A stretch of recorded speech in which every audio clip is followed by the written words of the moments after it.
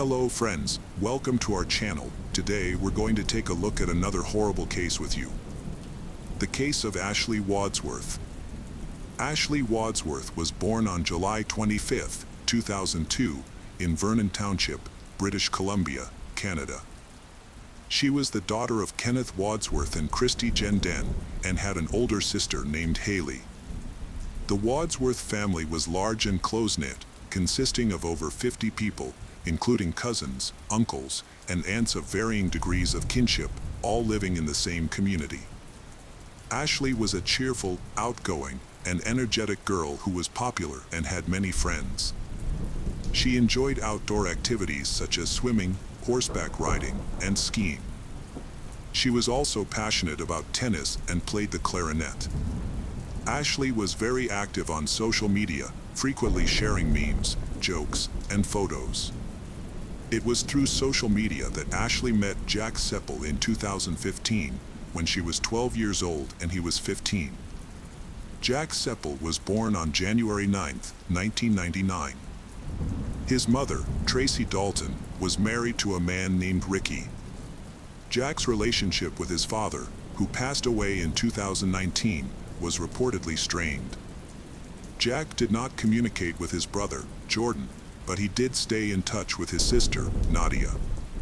Apart from his mother and sister, Jack did not have many close relationships, preferring to interact with people primarily through the internet and video games. According to Jack's acquaintances, he had a mixed reputation in school. On the one hand, he was remembered as a charming, fun, and lively kid.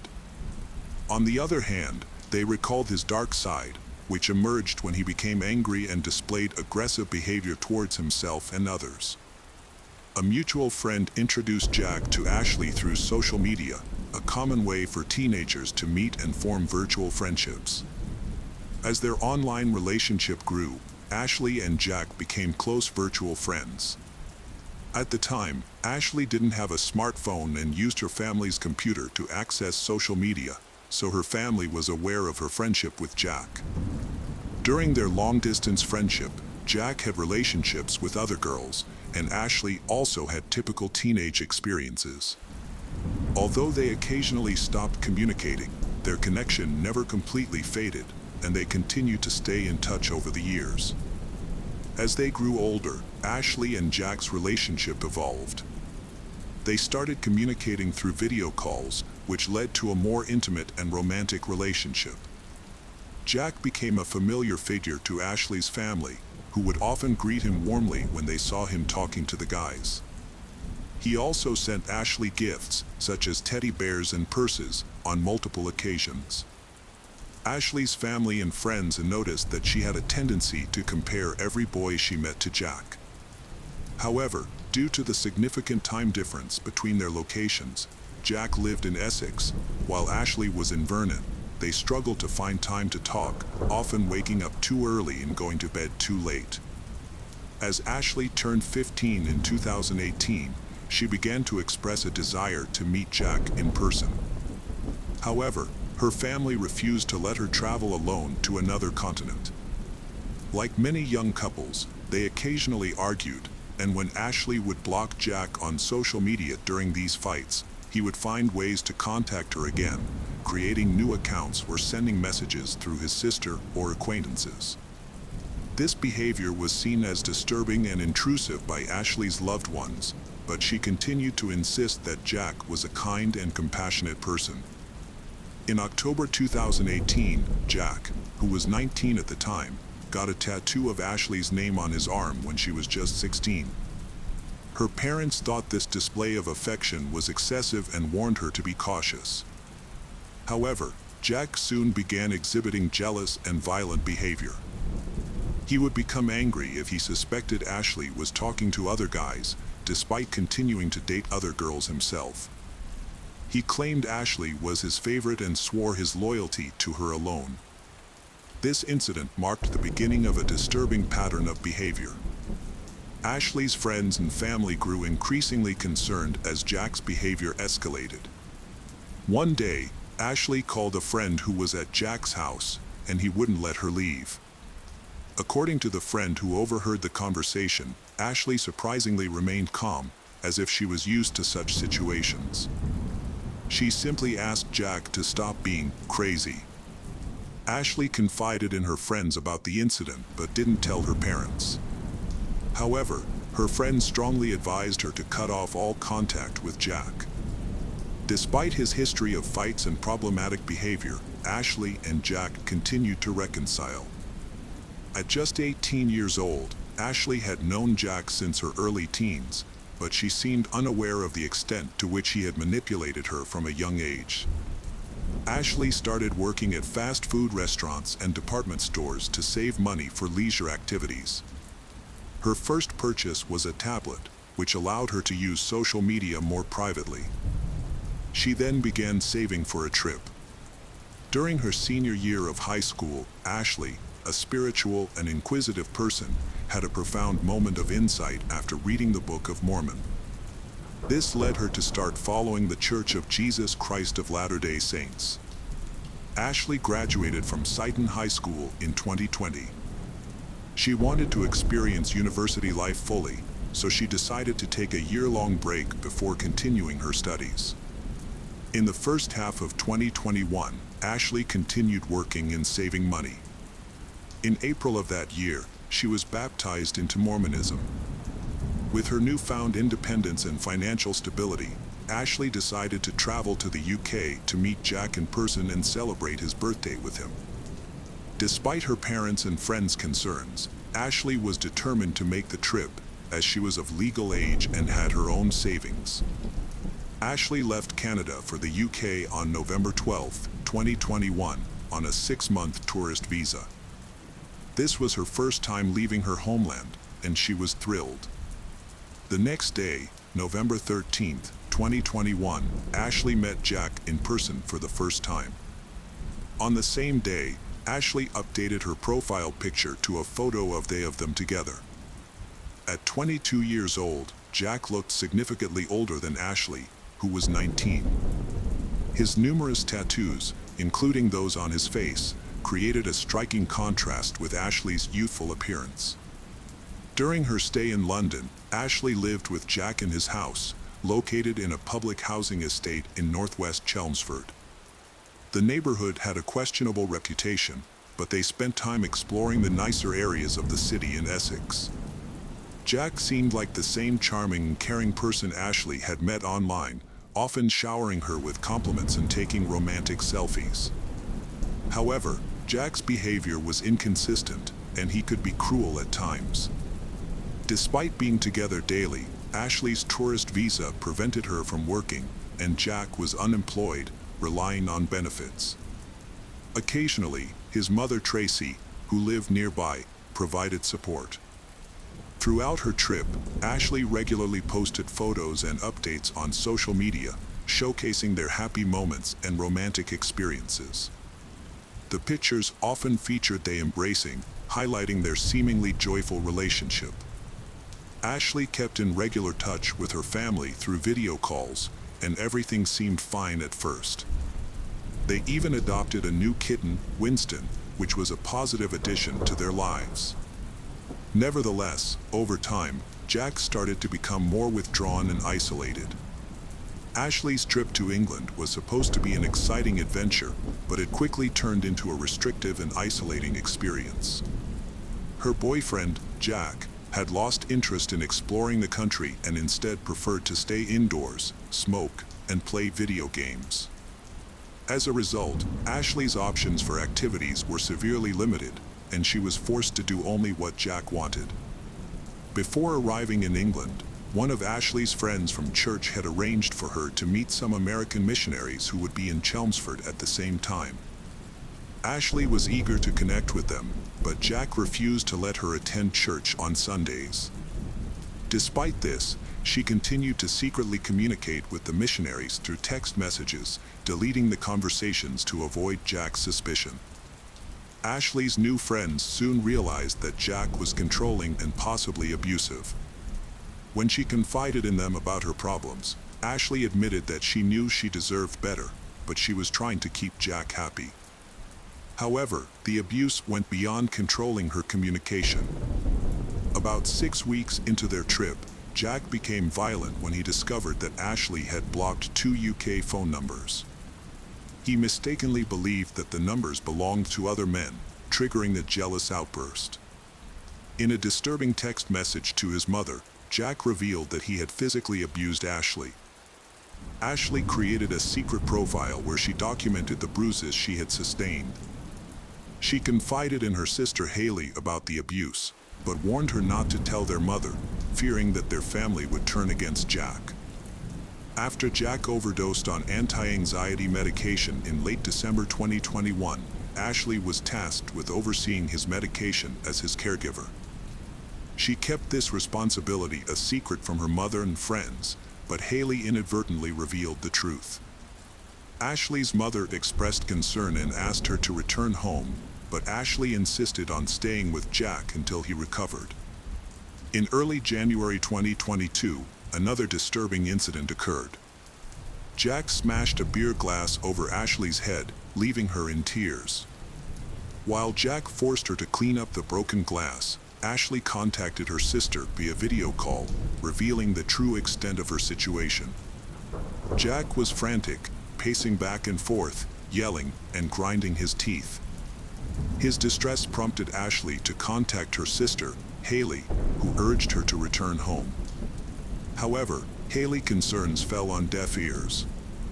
A brief period of calm followed, marked by Jack's 23rd birthday celebration with his family, where everyone put on a united front and pretended everything was fine. In an attempt to diffuse the tension, Jack's mother and stepfather organized a family vacation to a seaside town shortly after. The photos from the trip appeared perfect, showcasing a happy and tranquil Ashley, which brought relief to her parents, who remained unaware of the seriousness of the situation. In late January, an intense argument broke out, and Jack's behavior turned violent once again. He hit Ashley and threw a candle and a TV remote at her while she was video chatting with Haley, who was pleading with her to return home. Although Ashley had initially agreed, she ultimately decided to stay. Despite witnessing Jack's cruel nature, she clung to the hope that the charming person she once knew was still buried deep within him. Ashley was convinced that time, her love, or perhaps medical treatment could help Jack overcome his destructive tendencies, a sentiment that was echoed by her mother during subsequent conversations with Jack. Jack accused Ashley of cheating on him, physically abused her, and later apologized. Despite feeling guilty about his actions, Jack's behavior continued. The situation escalated on the morning of February 1st, 2022, when Jack became angry with Ashley again. He accused her of abandoning him and seeing other people in secret. He demanded to see her phone and check her social media accounts to prove his allegations. Around 8 a.m., their neighbor Haley Borton Shaw heard Ashley's screams through the shared wall. Ashley soon showed up at Jack's doorstep, drawing attention to the distressing situation unfolding between them. Haley was shocked and Ashley appeared at her door, barefoot and crying, with a cut on her palm that was bleeding. Ashley explained that Jack had become enraged when he caught her looking at intimate photos of them. He had verbally abused her, physically attacked her, smashed her phone, and thrown her kitten against the wall.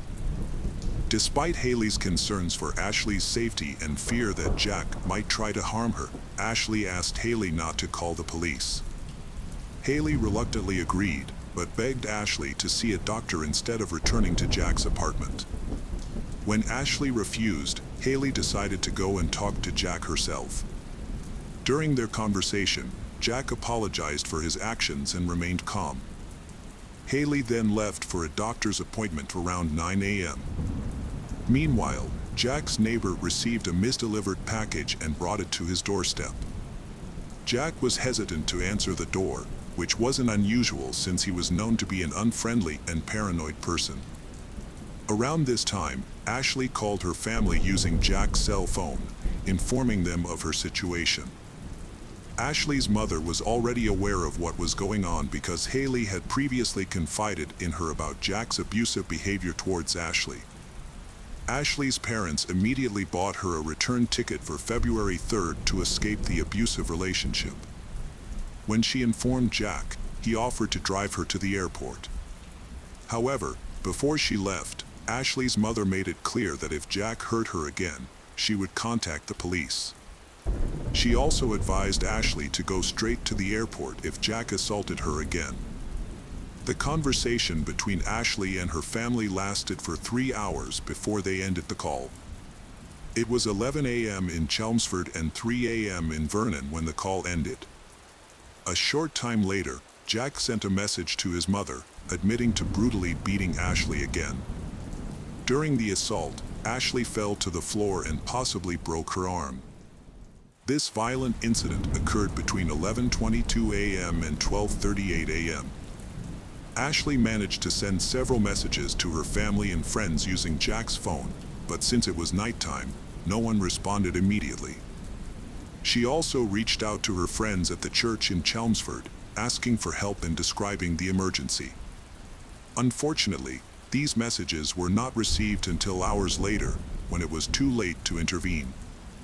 Between 12:38 and 12:45, Jack violently attacked Ashley, choking her until she lost consciousness. He then proceeded to the kitchen, retrieved an 11-centimeter knife, and repeatedly stabbed Ashley's chest and stomach around 100 times, ultimately ending her life. Following the attack, Jack updated his social media profile picture with a photo of himself and Ashley, accompanied by the caption, "Always mine." He also recorded a video message for Haley, expressing his love for Ashley, apologizing, and stating that he couldn't let her go, adding that his mental state was unstable. The video, which was never sent, showed Ashley's body next to him. Meanwhile, in Vernon, Ashley's family discovered a large number of messages from her on their phones. They immediately contacted Jamie Ashworth, a family friend from their Mormon community in Chelmsford. Jamie and Tyler Borden, another acquaintance from the church, went to Jack's apartment in England. After knocking on the door and receiving no response, they called the police and left the scene. In a desperate attempt to cover his tracks, Jack texted Ashley's family and friends, pretending to be her. However, the messages from loved ones continued to pour in, and Jack ignored them. Meanwhile, they were frantically trying to reach Ashley. Eventually, Jack called his sister Nadia and confessed to killing Ashley, even going so far as to show her the body. This disturbing conversation took place at approximately 4:13 p.m. When the police arrived at the apartment 10 minutes after Jamie's call, they found that the situation had already turned tragic. They arrested Jack, who was covered in blood, on the spot. He told the officers that he had experienced a psychotic episode and confessed to the crime. As a result, he was taken into custody and sent to Chelmsford Prison. His trial was scheduled for September 7, 2022, at Chelmsford Crown Court. The court's psychiatric examination concluded that Jack was mentally fit to stand trial. However, the evidence against him was irrefutable, including a video recording of him admitting to the crime. Faced with the overwhelming evidence, Jack immediately pleaded guilty.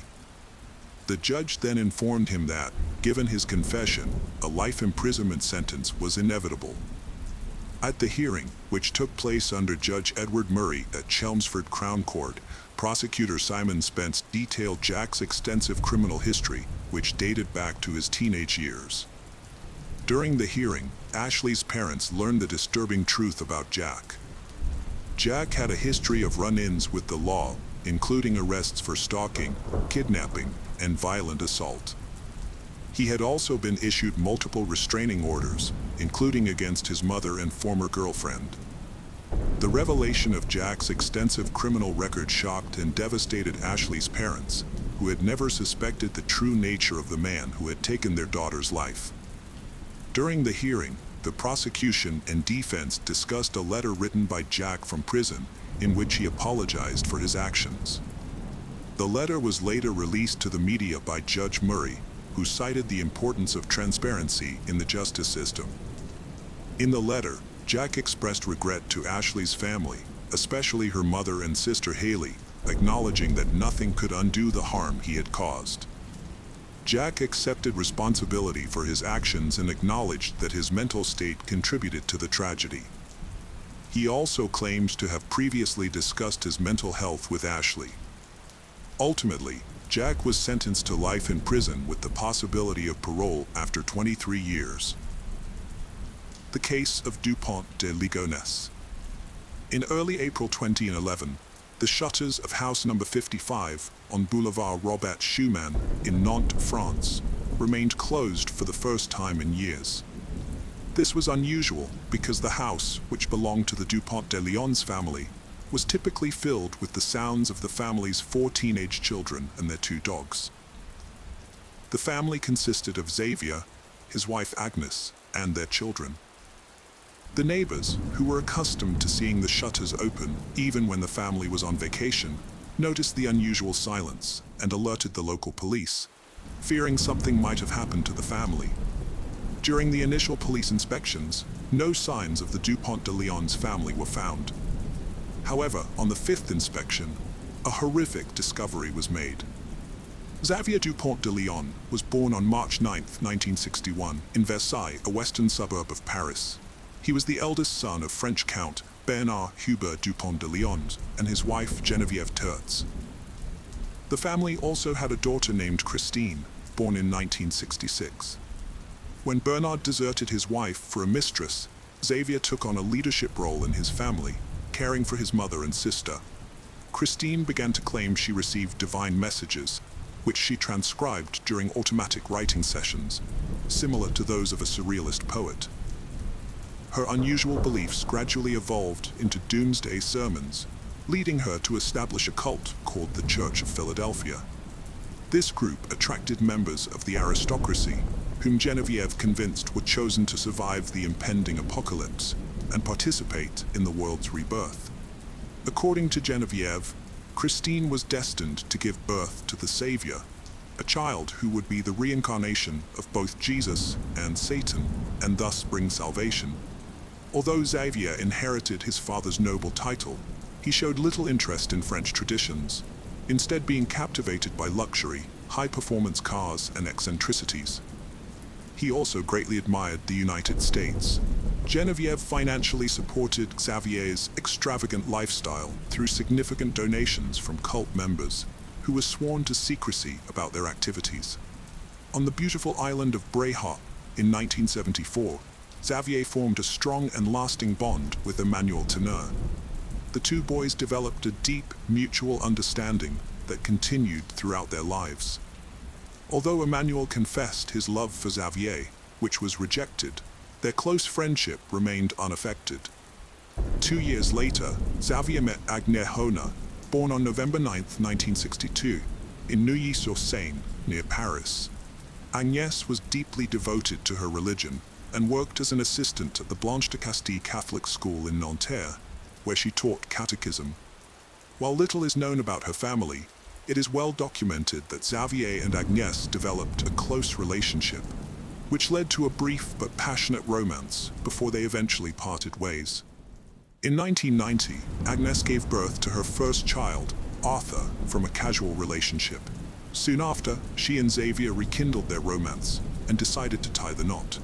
Xavier adopted Arthur as his own son, and 2 years later, they welcomed their first biological son, Thomas, who would carry on the family name. To mark the occasion, Xavier chose Emmanuel as Thomas's godfather. The couple went on to have 2 more children, Anne and Benoit. The family of 6 seemed to personify the ideal family unit, with Xavier appearing as a loving father and the children excelling academically, hinting at a bright future. Agnès was devoted to nurturing her children's faith, regularly taking them to Mass. Others perceived her as kind yet firm with her children. Around the year 2000, Xavier relocated his family to the United States, aligning with their individual interests and preferences. Xavier, a charismatic and multilingual individual with a discreet nature, was confident in his ability to blend in seamlessly in the United States. However, this endeavor ended in failure, resulting in substantial financial losses. Upon his return to France, he began to amass significant debts tied to his professional pursuits, which often seemed shrouded in ambiguity. Multiple investigations have portrayed him as a salesman. According to French media reports, financial struggles had been a persistent concern for Xavier over several years. One of Xavier's unsuccessful ventures was an unusual scheme to import cars from the United States to France. He also launched several small businesses, none of which saw significant success, including a hotel and restaurant guide for sales representatives, a customer loyalty system for restaurants, and an import scheme for cars from the United States to France. He was listed as the manager of the French Federation of Commerce, although the accounts for this enterprise were minimal. In 2003, he hired 6 salespeople to help turn his fortunes around. Xavier's work often took him away from home from Monday to Friday, earning him a meager annual income of around $4,200 in declared earnings. As financial issues began to strain his marriage, typical marital disagreements were likely exacerbated. In 2004, Agnes poured her heart out on a French forum, detailing the challenges she and her husband faced. She revealed that he had once told her that a group death as a family wouldn't be catastrophic, a haunting statement that would linger. By 2009, the mounting debt had severely impacted their relationship, leading to a temporary separation. During this period, Xavier sent numerous letters blaming Agnes for the family's troubles and holding her responsible for their financial ruin. This emotional turmoil took a devastating toll on Agnes, causing her to lose her appetite and struggle with insomnia on numerous occasions. Xavier sought help from his friend Emmanuel, who hailed from a wealthy family and had inherited a substantial fortune from his father. Despite his affluence, Emmanuel lived modestly in a small apartment, preferring to use his wealth to support others. He was an enigmatic and somewhat eccentric individual who never hesitated to lend Xavier significant sums of money. In addition to financial support, Emmanuel funded Xavier's travels and even co-signed for the house where Xavier eventually settled with his family in the late 2000s. Thanks to Emmanuel's generosity, the family resided in a cozy chalet located in the suburbs at 55 Boulevard Robert Schumann, west of N. As they settled in, the neighbors quickly formed the impression that Agnes was domineering and less pleasant than her husband. Behind closed doors, Agnes faced a personal crisis. She saw Xavier as both too fragile and paradoxically too rigid, almost militaristic in his behavior. While he played the role of head of the household, he was emotionally distant, lacking tenderness and affection, and sometimes even abusive. Agnes confided in her Thursday prayer group friends about her fears regarding Genev's control over Xavier. She painted her mother-in-law as a mentally unstable mystic, and her concerns ran deep. On January 20th, 2011, Bernard passed away, marking a significant turning point. Given the contrast between his lavish lifestyle and financial struggles, Xavier hoped his father's demise would yield a substantial inheritance. However, he was in for a rude awakening upon reviewing his father's estate, only to find a few papers, a rifle, a card, a ring, and some cash, which he promptly claimed. Within hours of Bernard's passing, Xavier used his father's card to withdraw cash. By February 2nd, he had obtained a firearms license, and by March 12th, he had purchased a silencer for the rifle. During this period, he also acquired quicklime and honed his shooting skills in his garden, targeting a balloon on a stand. When Emmanuel visited, he tried the rifle, unaware of any suspicious intent. Xavier downplayed the silencer, citing concerns about disturbing the neighbors. On Friday, April 1st, the two friends, Bernard and Xavier, visited a shooting range where Bernard's inherited rifle drew considerable attention. The following day, Emmanuel called Xavier 5 times, and they engaged in a nearly hour-long conversation. The investigation suggests that the horror unfolded on Sunday, April 3rd. That evening, Xavier, Agnes, and their children went to the movies, followed by a pleasant dinner at a restaurant. Everyone was present, except for Thomas, who was studying at a Catholic university and resided in a nearby student hostel. After their night out, The family returned to their chalet, where neighbors caught a glimpse of them, and some family members exchanged text messages with friends and acquaintances. Xavier sent a message to Christine, detailing their dinner outing. The prevailing theory is that Xavier drugged his wife and children, waiting for them to fall asleep before shooting and burying them in the garden. He also killed the family's 2 Labrador dogs. Xavier's alibi was as dubious as his actions.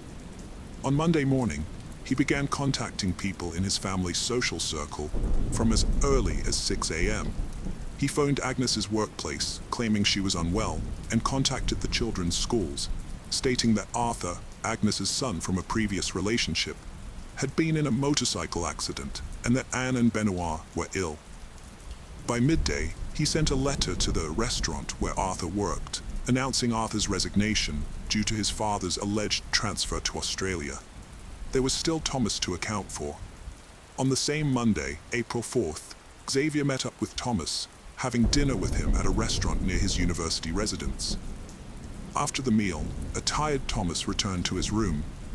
Thomas received an urgent message from his father the following day, claiming Agnes was in a hospital after a bicycle accident and was in a mild coma.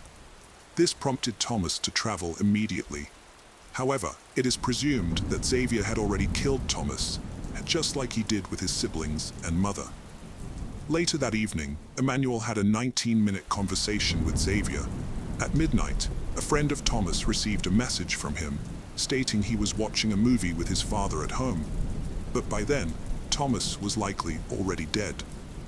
About an hour later, Xavier sent an email to Emmanuel, arranging to meet soon. Emmanuel replied, reminding Xavier that he had power of attorney and that the key was on the sailboat. Instead of trying to hide, Xavier went about his daily routine, going in and out of his house, leaving notes on the door, and withdrawing cash from ATMs. He used his credit cards to pay for meals at restaurants and stayed in hotels under his real name, all while being caught on security cameras. As time passed, neighbors began to notice something was off. The usually open windows of the chalet were closed. The family's 4 children were no longer seen. The dogs had stopped barking, and Agnes hadn't returned to work. It was as if the family had vanished into thin air. Piecing together the strange signs, worried neighbors alerted the authorities. When officers arrived, they found a nearly bare refrigerator containing only a few jars of preserves. In the kitchen, they discovered a still damp mop, and in the living room, a chest sat on the table and guitars lay on the sofa. It seemed as though the Dupont de Leon family had vanished into thin air. The scene was unsettling, with beds stripped of their sheets, picture frames empty, and closets devoid of clothes. Everything hinted at a sudden and mysterious departure. A few days later, on April 9th, a letter emerged, sent to family and friends. The letter claimed that Xavier had been recruited by the U.S. Drug Enforcement Administration and that the family had to go into hiding as part of a witness protection program, explaining their sudden disappearance and silence. However, neighbors were skeptical about this story, feeling that something wasn't quite right. They feared for the family's safety and urged the authorities to dig deeper. Xavier drove through southern France in his car as the case continued to attract media attention, leading to the emergence of more details from the past. On April 15th, security cameras recorded Xavier checking into a small hotel near Cannes, where he parked his car, grabbed a bag, and vanished into the nearby woods, marking the last time he was seen. Emmanuel made a surprising call to his mom, revealing secrets like his homosexuality, alcoholism, and depression. When cops searched the house again, they found a freshly disturbed patch of earth. After investigating, they discovered a concrete slab, leading to a grim find. Agnes and her 4 kids, shot and wrapped in bags with religious symbols, buried in burlap sacks with quicklime, along with the family dogs. In the master bedroom, a sleep apnea device was found, last recording at 3:27 a.m. on April 4th. Xavier may have spared Thomas due to his bond with Emmanuel. However, when questioned, Emmanuel's cooperative facade cracked, revealing inconsistencies in his story. 24 hours later, Nantes police searched Emmanuel's apartment, seizing his laptop. He then revealed his knowledge of Xavier's rifle. An examination of the hard drive uncovered emails between Emmanuel and Xavier, including one from April 6th that raised suspicions. Investigators began to suspect Emmanuel's involvement in Xavier's escape. Christine and JVV also faced scrutiny for their evasive answers about Xavier and the Church of Philadelphia. JVV dodged questions about Xavier's childhood and the sect's income, denying its existence. But investigators found a complaint from former members who fled after Christine's proposal to conceive a chosen one through group sex. This revealed the sect's workings, including rich backers. Suspecting support for Xavier, police questioned former members and watched the sect's followers, but found no leads. Authorities tracked Xavier's movements via cell phone records. Last sighting, April 15th, possibly carrying a weapon. Despite searches, no body remains found. Speculation, rescued by boat taken to another country. International arrest warrant issued May 4th. Police investigated boat ownership but found nothing. On May 9th, Emmanuel was summoned to the Nantes police station for another interview, which had escalated into a grueling interrogation. The police had shifted their focus to finding a sailboat and identifying its captain. But Emmanuel was still oblivious to the magnitude of the investigation or the mounting suspicions against him. When questioned about a sailboat reference, he attributed it to coincidence, explaining that he had granted Xavier power of attorney to access his safe deposit box in case of an emergency. The key, he revealed, was hidden on a model sailboat in an apartment, and the safe contained only his will. The police, still frustrated and empty-handed despite the intriguing coincidences, ultimately released Emmanuel. At this point, the investigation remained shrouded in uncertainty. Emmanuel was viewed as a witness, with no arrests made, and police questioned the need to further interrogate him. However, they decided to apply pressure, given his credibility as an accomplice. A notable detail emerged when investigators found an unusual $4,200 check signed by Emmanuel, linked to a previously unknown Monaco account. Authorities requested account statements, but faced resistance due to Monaco's strict banking privacy laws. September 28th, 4 police officers visited Emmanuel's home. He emerged disoriented, in underwear, barely confirming his identity. His sparse apartment was cluttered with empty bottles, revealing deep loneliness. Emmanuel was tormented by the lack of letters or calls from his friend. The police now viewed him as a lost soul, not a suspect, wondering if they'd followed the wrong lead. Xavier had become one of France's most wanted alleged murderers, possibly even globally renowned. In 2015, a journalist claimed to have received a letter from Xavier, stating he was alive, but the handwriting, DNA, and fingerprint analyses failed to yield any conclusive evidence. On January 9, 2018, police raided a monastery in Rab-Brun-sur-Aron following a tip-off about a monk resembling Xavier, but after an intense 2-hour search, they determined it was a case of mistaken identity. On January 18, 2019, Andual died of a heart attack, and that same year, authorities arrested a man they believed to be Xavier at Glasgow Airport in Scotland, but once again, it proved to be a case of mistaken identity. Another theory proposes that Xavier might be hiding in South America, specifically Argentina, where his linguistic skills and charisma would enable him to seamlessly blend in. Years have passed, and the Church of Philadelphia has not only endured, but reportedly undergone a resurgence. This small, highly secretive group consists of members who have been part of it for nearly 40 years, living as if they have withdrawn from the world. In the summer of 2019, 2 brothers who were raised within the sect filed new complaints against Christine and Gev, claiming that these women fervently preached that Xavier was alive, innocent, and hiding in the United States as part of a witness protection program. They alleged that everything written in the April 9th letter was pure fabrication. Since 2011, the case has been plagued by speculation and false leads, leading authorities down endless dead ends. The pressing question remains, will justice ever be served for Agnes and her children? Despite the bleak outlook, some still believe that the truth will eventually come to light. The case of Michelle Anglin. Michelle Lee Cohen Anglin was born on November 27, 1973, in Fountain Valley, California, but soon her family moved to Arizona, where she grew up with her mother Peggy and stepfather Larry McCall. She also had two older sisters, Cindy and Christina. At around 20 years old, Michelle started dating Hudson England, and they gradually fell in love. When Hudson proposed, Michelle accepted without hesitation. In late 1995, the couple got married in the presence of their families and friends, planning a honeymoon and their future together. However, tragedy struck just 4 months after the wedding, changing Michelle's life forever. Michelle's mother, Peggy Cohen McCall, a realtor herself, inspired Michelle to join the industry. According to the Arizona Association of Realtors, there are no mandatory safety measures in place for Arizona realtors. Nevertheless, many builders and agencies provide them with various resources and safety tips to help them stay safe on the job.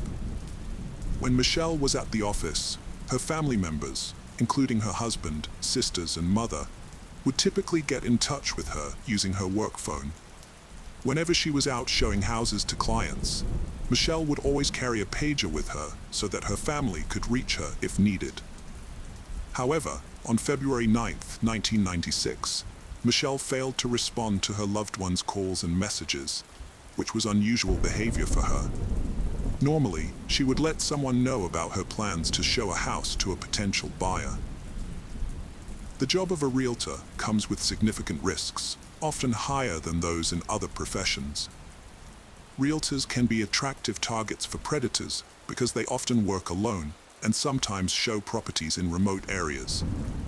Experienced realtors are well aware of the dangers associated with this job. Predators may lure them to an isolated location, such as an empty house with no nearby neighbors, under the guise of wanting to buy a property. In reality, they have a different motive. When a realtor finds themselves alone in an empty house with such an individual, the situation can quickly turn bad. To avoid potential risks, realtors are cautioned to maintain a safe distance from clients, stay near the front door, and leave immediately if they sense anything unusual. This is why Michelle's family became worried when they couldn't reach her during the day. Michelle's sister, Cindy, was dating a Phoenix police officer. Concerned about her sister's safety, Cindy asked her boyfriend to perform a welfare check at Michelle's workplace. When he arrived, he found Michelle's car parked outside, but upon inspecting it, he didn't notice anything out of the ordinary and assumed Michelle was working in the office. However, when he entered the office, he was surprised to find no one there. The lights were on and music was playing, but what he saw next raised concerns. Michelle's purse and pager were left on the table, unlocked, with no signs of struggle or explanation for her sudden departure. That evening, Michelle's family filed an official missing persons report with the police. Earlier that day, Michelle had scheduled a meeting with a potential buyer to show them 3 houses near her office, so she decided not to drive. The police officers who responded to the report inspected Michelle's office and then visited the 3 model homes she may have been showing to the buyer. They performed a preliminary search of each house and found 3 pink buttons in the master closet on the 2nd floor of one of them. They also noticed that 2 candles in the master bathroom had been knocked over, 1 into each sink, but everything else seemed undisturbed. Cindy's boyfriend got in touch with Cindy to ask if she could describe what Michelle was wearing that day. He wanted to know if the pink buttons found belonged to Michelle's clothes.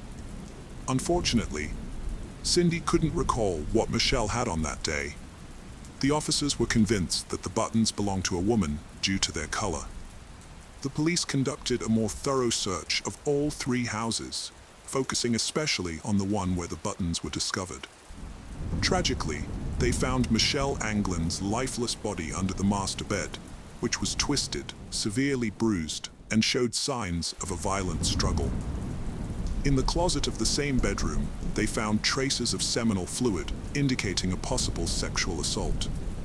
Further investigation revealed broken ceramic candlesticks, pieces of Michelle's clothing, paint, and plaster chips under the bed, as well as in the master bathroom. However, the autopsy revealed no evidence of forced intimacy before Michelle's death. The forensic expert concluded that the perpetrator had attempted to undress Michelle, but she resisted, leading to a violent struggle. Michelle was ultimately strangled, as evidenced by 3 bruises on the left side of her neck and 1 on the right side. According to court documents, a fierce fight took place between Michelle and her attacker in the master closet and bathroom.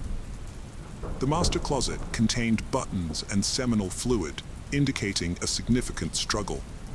Additionally, the master bathroom area had damaged candles and candlesticks, while both the bathroom and under the master bed had paint and ceramic chips. These findings demonstrated the extent of the violence. Michelle's clothing was torn and intertwined, suggesting that the perpetrator had forcibly ripped it from her body. She suffered numerous abrasions and bruises on various parts of her body, and her injured hands and wrists indicated that she had been struggling to defend herself. Michelle's mother, Peggy Cohen McCall, reflected on her daughter's tragic death, saying, "She thinks about her every day." However, instead of remembering the good times, she can only recall the bad times and the fear Michelle must have felt in her final moments. Peggy Cohen McCall was not present to comfort her daughter and alleviate her fears. Following her daughter's death, Peggy Cohen McCall claimed she lost her job due to speaking out about the dangers faced by women working alone at open houses and model homes. The police's first port of call in their investigation was Michelle's husband, Hudson England. This was a routine step, as the police always consider the possibility that a family member might be involved in a crime. Michelle's family didn't think Hudson was capable of taking his wife's life, given that they had been married for just 4 months and seemed happy and in love. However, it's worth noting that a short marriage doesn't rule out the possibility of foul play, as seen in the tragic case of Krista Alexander, who was found dead just 4 months after her wedding. The investigators interviewed Hudson, and he appeared genuinely shaken by Michelle's death. He readily shared his whereabouts and activities on the day of her murder. According to Hudson, he had spent the day visiting car dealerships in search of a family car, as he and Michelle were planning to start a family. The police verified his alibi and found it to be true, which led them to clear him of suspicion. Hudson also told the investigators that he had no idea who might have wanted to harm Michelle, and suspected that she might have been attacked by someone she was showing the house to. The police examined Michelle's mobile phone records, which revealed that on February 9th, she was on a call with a fellow sales agent between 3:45 and 4:15 p.m. During this conversation, Michelle mentioned that she had to end the call because a potential buyer had just arrived at her subdivision. The agent tried to return Michelle's call between 4:30 p.m. and 5 p.m., but received no answer. This information allowed the detectives to narrow down the time frame of Michelle's attack. However, they still needed to identify the identity of the potential buyer she was supposed to show the model homes to. Unfortunately, Michelle did not mention the man's name during her phone conversation with the fellow agent, nor did she record his name in her work notes. The police lacked immediate leads on the mysterious potential buyer due to lack of information.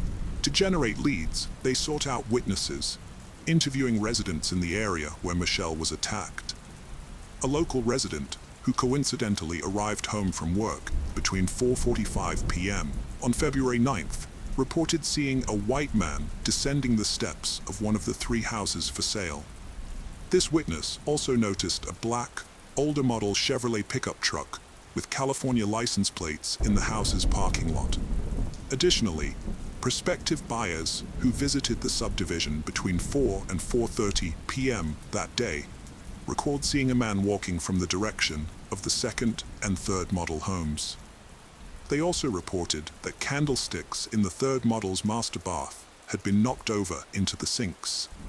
The police made a public appeal through the media, seeking any relevant information about the case. They shared details about Michelle England's attack, hoping for clues, and fortunately, this effort was successful. Kim Ramos, a young real estate sales associate, contacted the police on February 9th, the same day Michelle's lifeless body was found. Ramos reported that at around 2 p.m. that day, she had met with a potential buyer who drove an old black Chevrolet pickup truck.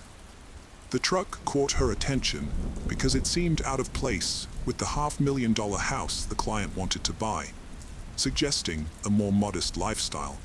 The client asked Ramos to accompany him to a 2-story house to answer some questions.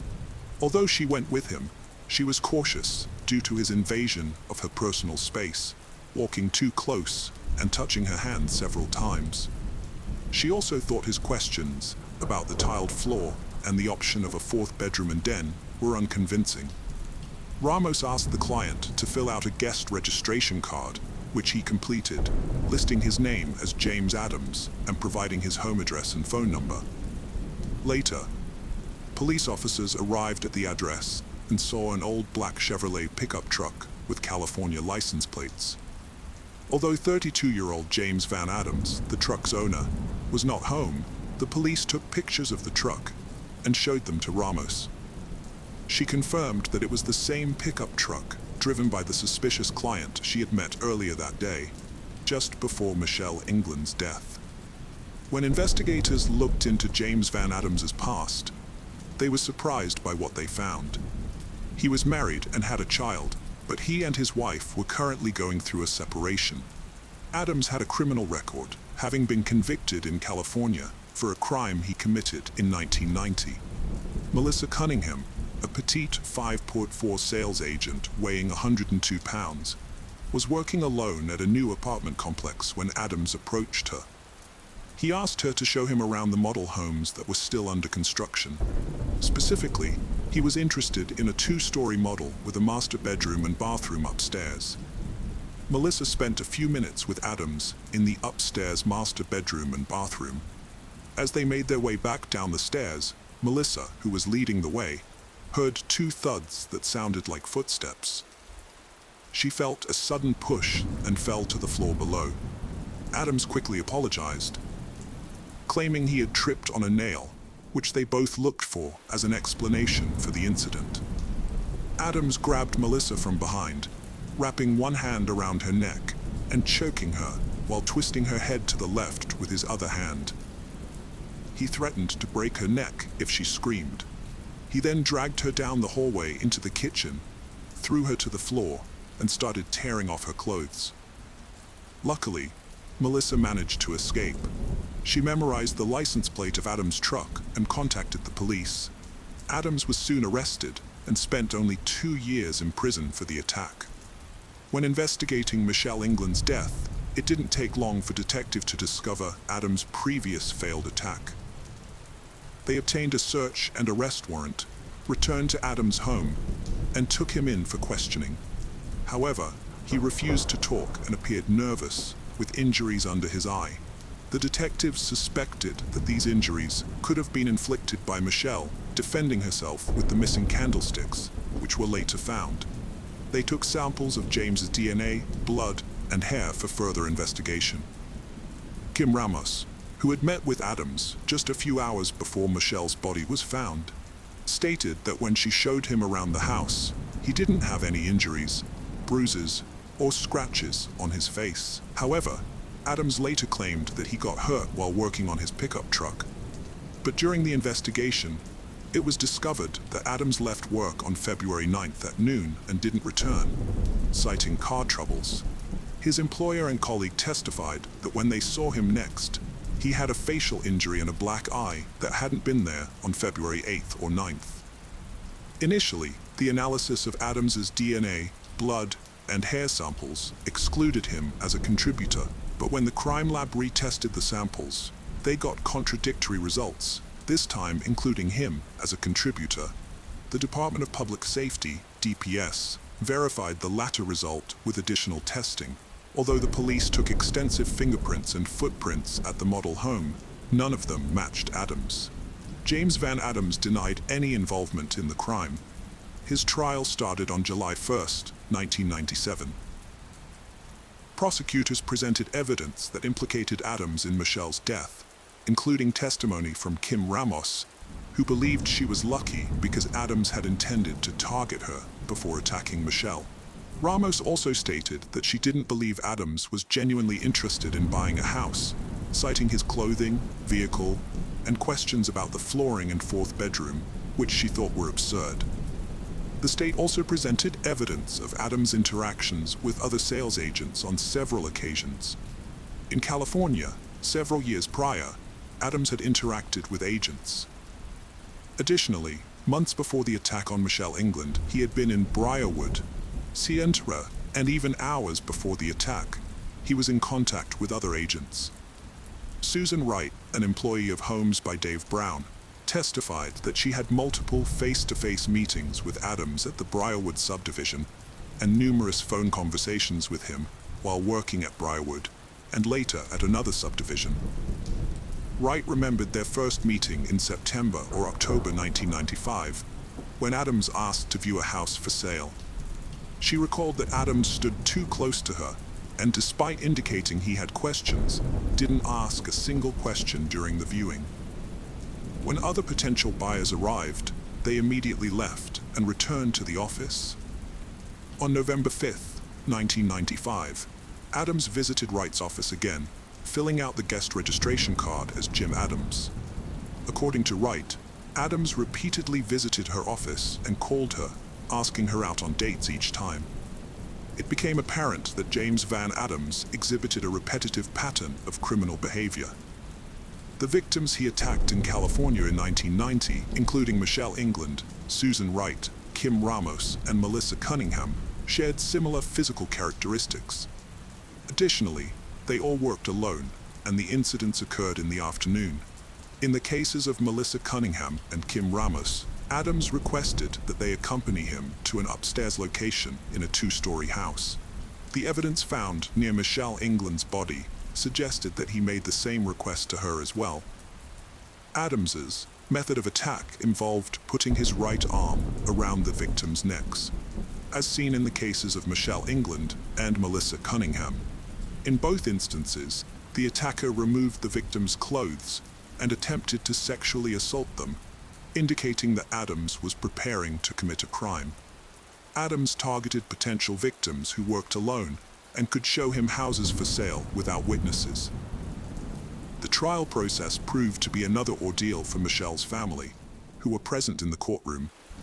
The judge had to remove Michelle's mother, Peggy Cohen McCall, due to her emotional outbursts as she screamed at Adams. However, Adams seemed to take pleasure in seeing Michelle's family suffer and periodically flashed a grin during the trial. On July 14, 1997, the court sentenced Adams to death, despite his claims of innocence throughout the trial. He subsequently exhausted all legal avenues to appeal the verdict, citing the 1990 incident in California, where Melissa Cunningham escaped as evidence that he didn't intend to kill Michelle England. Adams argued that, given this previous incident, the jury should have concluded he was guilty of premeditated second-degree murder, not first-degree murder. Ultimately, all his appeals failed. Adams was found dead in his prison cell on March 14, 2005, and attempts to resuscitate him were unsuccessful. The cause of death was asphyxia, which he had inflicted upon himself.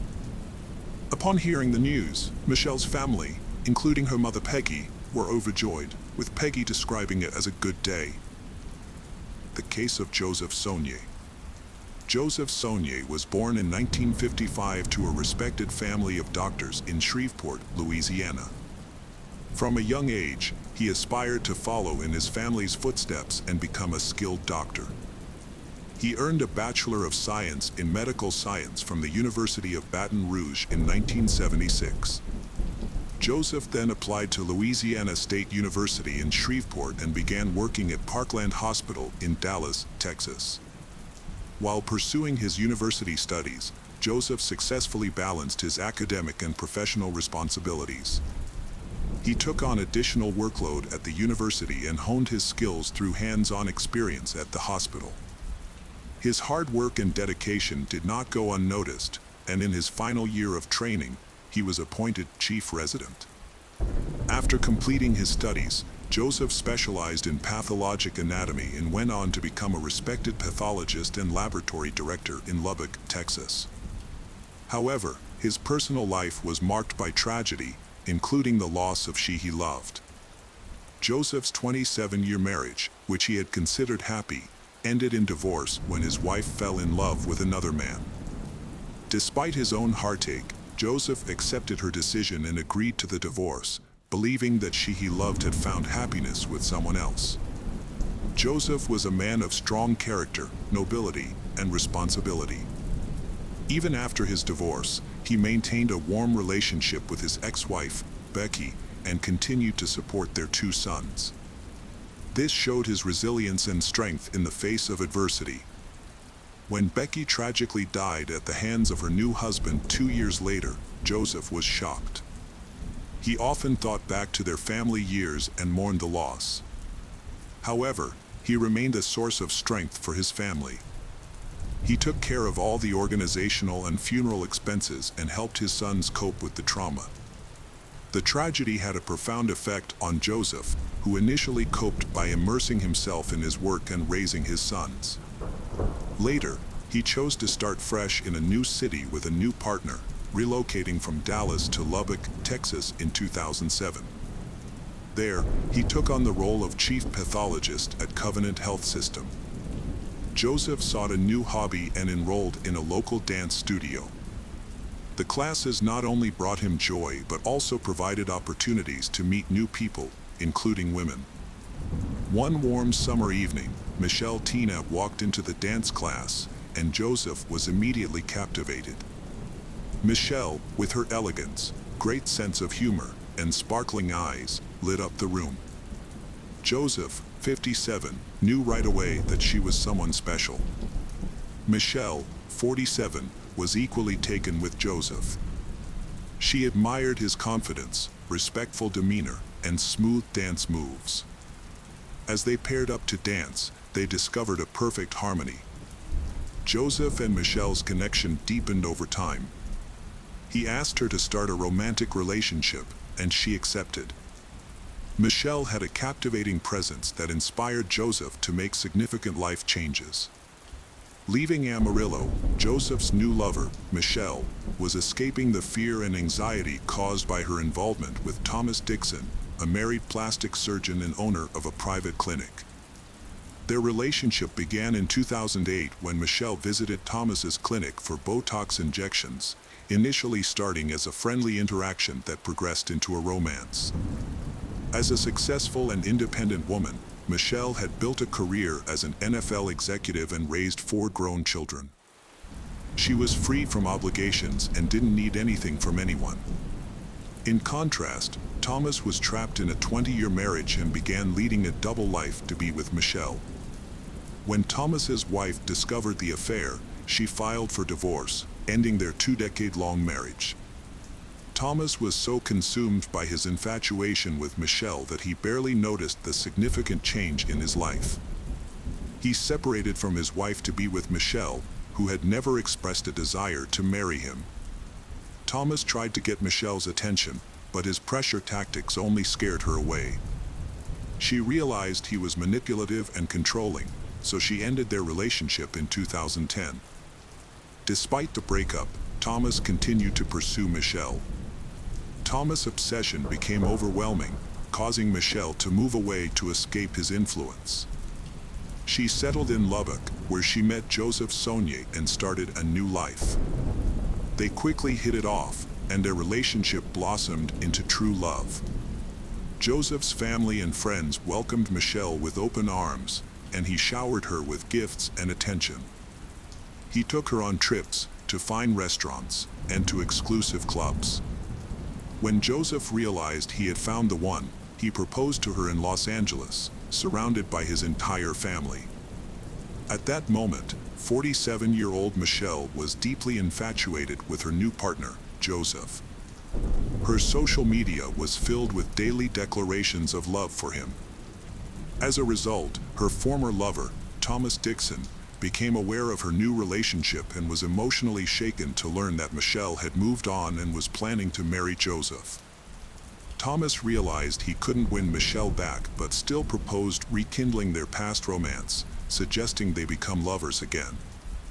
However, Michelle firmly rejected his proposal and informed Joseph about the situation. As time passed, Michelle and Joseph began to feel like they were being watched. They even caught a glimpse of what appeared to be a camera flash through their backyard window, but initially didn't think much of it, underestimating the severity of the situation. Things took a turn for the worse on July 11, 2012. A landscaper arrived at Joseph's home to discuss a remodeling project and was unable to reach Joseph. When he found an open door, he cautiously entered the house, finding it in disarray with a bullet hole near the entrance, suggesting a possible intruder. Upon searching the premises, the landscaper discovered the body of Joseph Saunier in the garage. Joseph had multiple stab and gunshot wounds. Believing the perpetrator might still be in the area, the landscaper left the house and called for emergency assistance. At 2:48 p.m., police received the call and immediately sent several patrol cars to the scene. Responding officers confirmed the identity of Joseph. A bottle with a hole shot through the bottom was discovered at the scene, suggesting that it had been used as a makeshift silencer for a gun. A forensic team was called in to collect evidence, which included the bottle and blood samples. The perpetrator seemed to have been careless, leaving behind a significant amount of evidence. The DNA from the bottle and blood samples were sent to a lab for analysis. Neighbors who were interviewed by detectives reported that they didn't see or hear anything suspicious. Unfortunately, there were no nearby CCTV cameras to capture the incident. According to the investigation, the perpetrator entered the house through a large window overlooking the backyard, which made the attack unexpected. The attacker confronted Joseph in the dining room and shot him. The wine bottle was likely used as a makeshift silencer at this point. Despite being shot, Joseph was still alive and made his way to the garage, where the attacker caught up with him and stabbed him multiple times. The autopsy revealed that Joseph had suffered 5 gunshot wounds and 11 stab wounds. The evidence suggested that the murder was not a random act, but the killer's identity and motive remained unknown. The investigation focused on Joseph's close friends and family. Michelle reported that she and Joseph had experienced strange occurrences in the months leading up to the murder. She believed that Joseph was being stalked and had seen a suspicious person lurking around his house. Joseph had also received persistent and unsettling phone calls and texts in the days before his death. Officers verified the information, but they suspected that the calls and messages were from other women Joseph was involved with. Since witnesses reported that Joseph was in contact with multiple women at the same time, investigators asked Michelle if she knew about these other women. Michelle claimed she was unaware of them. Joseph's sons defended their father, stating that he would never cheat, as it was not in his character. However, investigators continued to explore the possibility of a crime motivated by jealousy. During the next interrogation, Michelle cracked under the pressure, broke down in tears, and admitted that she knew several women who might be involved in the crime. Michelle revealed that several of Joseph's former girlfriends were constantly harassing him. Although he ignored them, they continued to express their disapproval of his upcoming wedding to Michelle. One of these women was a persistent caller and writer from Florida. Another was a nurse and colleague of Joseph, who regularly contacted Joseph. During this interview, Michelle mentioned Thomas Dixon. Until then, Michelle had not linked Thomas to the murder, as he had seemingly moved on with his life after she ended their affair. The police considered Thomas a viable suspect and decided to question him. Thomas willingly talked to the detectives. He admitted to being deeply in love with a woman named Michelle and revealed that he had divorced his wife for her. However, Michelle had refused to be with him, and Thomas eventually gave up and started a relationship with a younger woman. Thomas's new girlfriend, a medical student, provided a solid alibi for him, confirming he was at work and with her at the time of the crime. All suspects, including Michelle, had unshakable alibis. The detectives attempted to identify potential enemies of Joseph or individuals who stood to gain financially from his death, but no new leads emerged. When the lab results arrived, the case seemed to be at a standstill. Unfortunately, the forensic analysis did not provide any clarity. Although the DNA sample from the bottle did not match Joseph, the police database was unable to identify the owner of the DNA found at the crime scene. In a surprising turn of events, the police received a call from Paul Reynolds.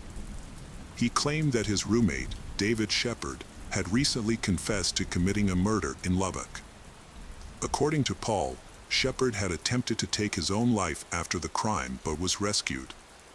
Paul shared information with the police that Shepard had told him about the crime.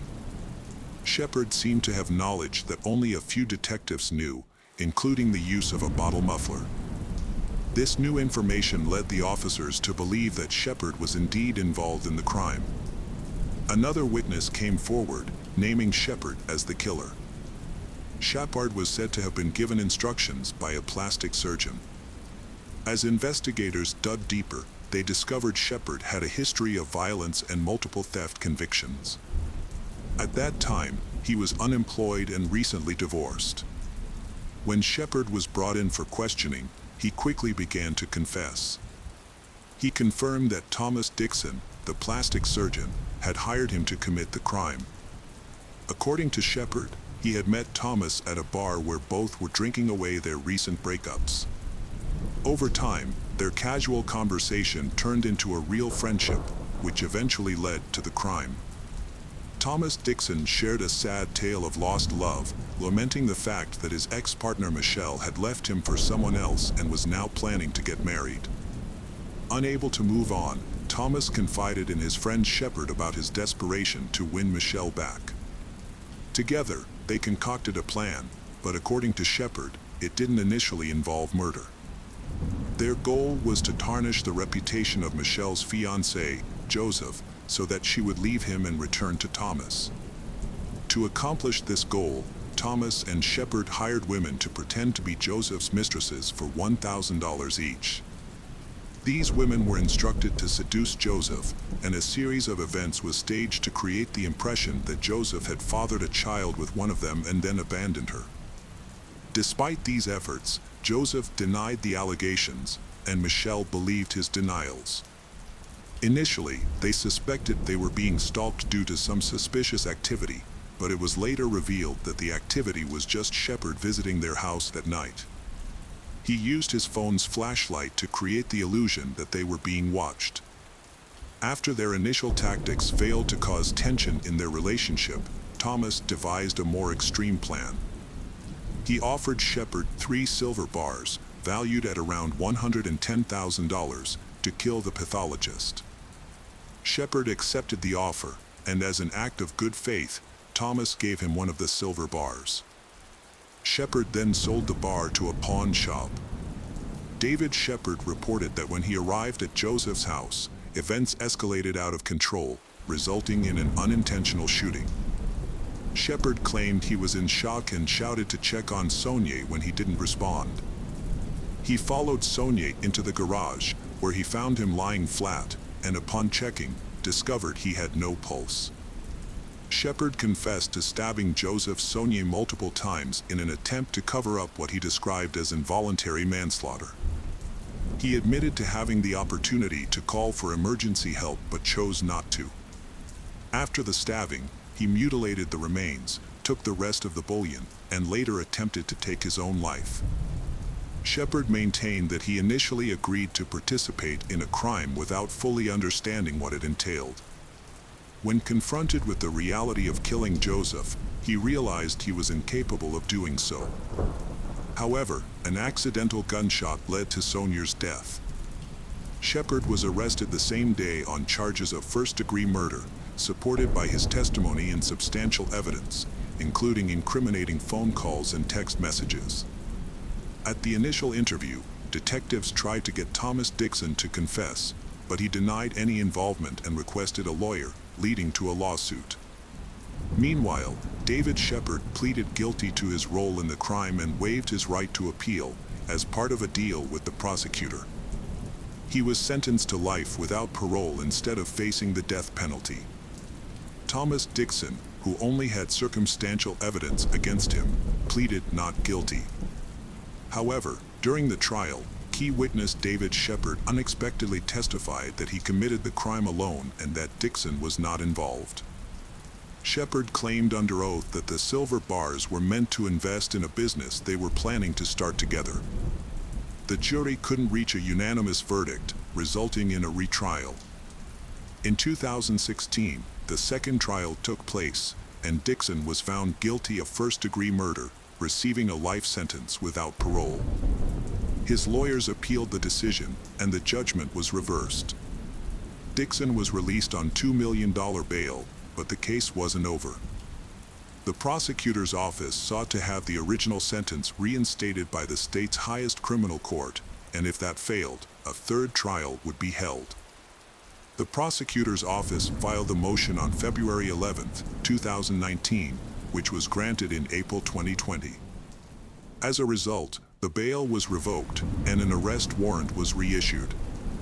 The Texas Court of Criminal Appeals later overturned the lower court's decision, upholding Thomas Dixon's original sentence. The judge ordered that Dixon must continue serving his life sentence without parole. He is currently imprisoned in La Mesa, Texas. The case of Pam Hupp. Pam Hupp was born on October 20, 1958, in Delwood, Missouri, as the second child of the Newman family. She married Mark Hupp and they had 2 children together. In 2001, the family moved to Fallon, Missouri. Pam had a varied work history, including a job as a life administrator at State Farm until 2010, when she stopped working due to disability claims related to leg and back pain. Despite some past legal issues, including 2 charges of forgery, Pam's acquaintances would never have suspected her of being capable of murder. However, on August 16, 2016, Pam shot and killed Louis Gumpenberger, a mentally challenged man who had been struggling with physical and mental disabilities since a 2005 car accident. Pam claimed that Louis had attacked her with a knife after jumping out of a passing vehicle, and that she had defended herself by slapping the knife away and then shooting him 5 times with her Ruger LCR, which she retrieved from her nightstand. However, this account of events seems suspicious, and it is uncertain what really happened that day. Pam accused Louis of instructing her to drive him to the bank to withdraw money belonging to Russ Varia, a man wrongly convicted of murdering his wife Betsy in 2011. According to Pam, Louis became agitated and excited, saying, "We're going to the bank. We're getting Russ's money." However, evidence later revealed that Louis' true intention was to have Louis Gumpenberger attack and kill Pam. A handwritten note found at the crime scene contained instructions for Gumpenberger. First, he was to obtain Russ's money from Pam's apartment. Next, he was to kill Pam and make it look like Russ's wife was responsible. The note included gruesome details, such as ensuring the knife was left sticking out of Pam's neck. The perpetrator was willing to pay Gumpenberger a large sum of money for carrying out this heinous act. Pam Hupp was arrested for the murder of Lou Gumpenberger. However, a question arose. Was Gumpenberger a hired assassin, or did Pam manipulate him, using a mentally disabled man as a scapegoat? The truth began to unravel when Pam went to the O'Fallon Police Department voluntarily. During her interview, Pam asked if it would be recorded, mentioning that she normally appeared with Chris Hayes, a KTVI news reporter. She even blamed Hayes for attracting criminals through his reporting. Pam had a history of pretending to be Kathy, a producer of an NBC TV show.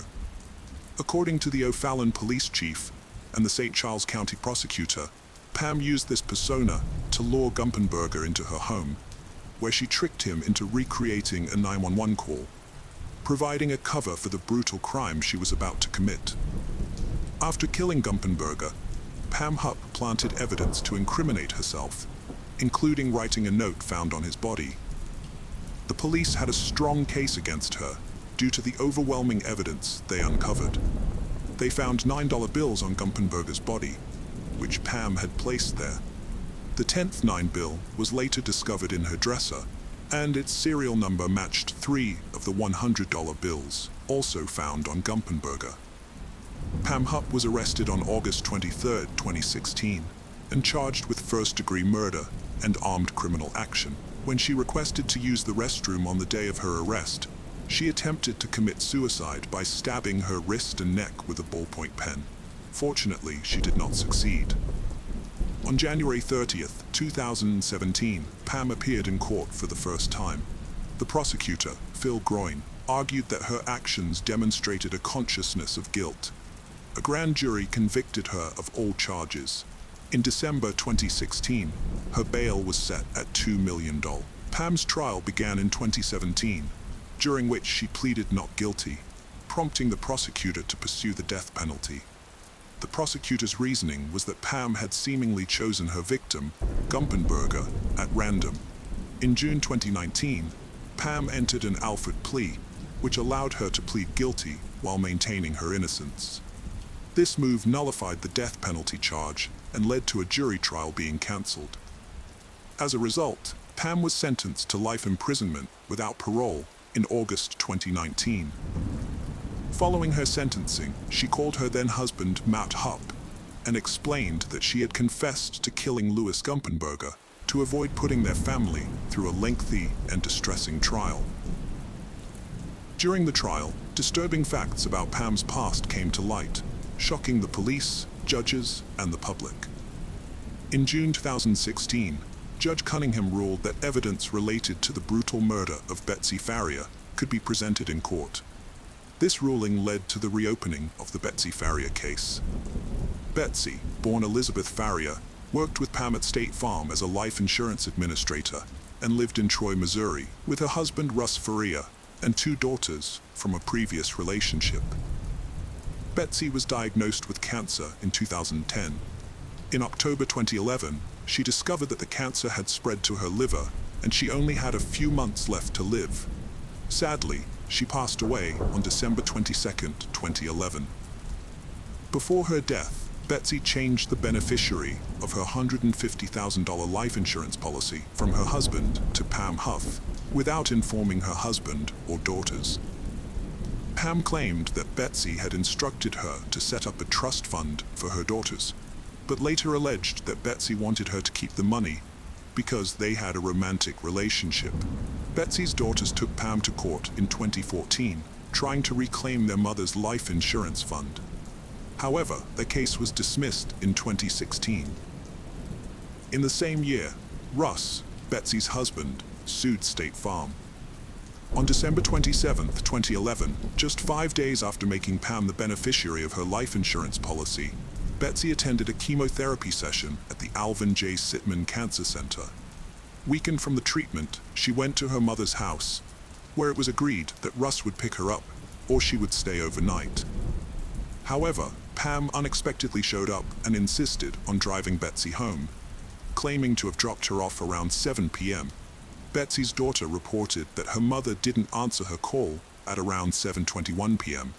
Later, at 9:40 p.m., Russ, Betsy's husband, desperately called 911 to report that his wife had taken her own life.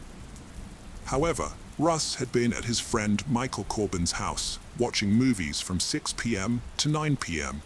Afterward, he drove to Arby's Lake in St. Louis before returning home.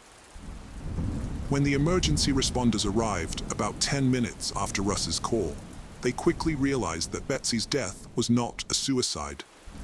Her body was found lying on her right side, with 55 stab wounds and a deep cut on her wrist. A kitchen knife was lodged in her neck, and another knife was discovered under her pillow. Notably, there were no bloodstains or footprints around the entrance of the house. The investigation determined that Betsy died between 7:20 p.m. and 9:41 p.m. Suspicion immediately fell on Russ Faria, who became the prime suspect. The authorities believed he had a motive, as his wife had refused to give him access to $150,000. Russ was arrested and charged with his wife's murder, while the real killer remained at large. Russ Faria was arrested the day after Betsy's death. He became the prime suspect due to his 911 call, in which he claimed her death was a suicide. However, a glance at the body immediately ruled out this possibility. Additionally, a pair of blood-stained slippers were discovered in his closet, incriminating evidence against him. Russ was subsequently charged with first-degree murder and armed criminal action in court in January 2012, just a day after his wife's funeral. The investigation revealed more damning evidence against Russ. He performed poorly on a polygraph test, leading police to regard his behavior as suspicious and erratic. Furthermore, at Pam's request, the police searched Betsy's laptop and found a disturbing Word document in which she expressed her fear of losing her life at the hands of her husband. Russ was held on a $250,000 bail, which he couldn't afford, so he was kept in county jail until his trial on November 18, 2013. During police questioning, Pam revealed that Russ had a history of violence, heavy drinking, and had previously threatened Betsy, making it easy to suspect him of the murder. The prosecution argued that Russ had a strong motive to kill his wife. She had received a large sum of $150,000 for her friend, bypassing him in the process.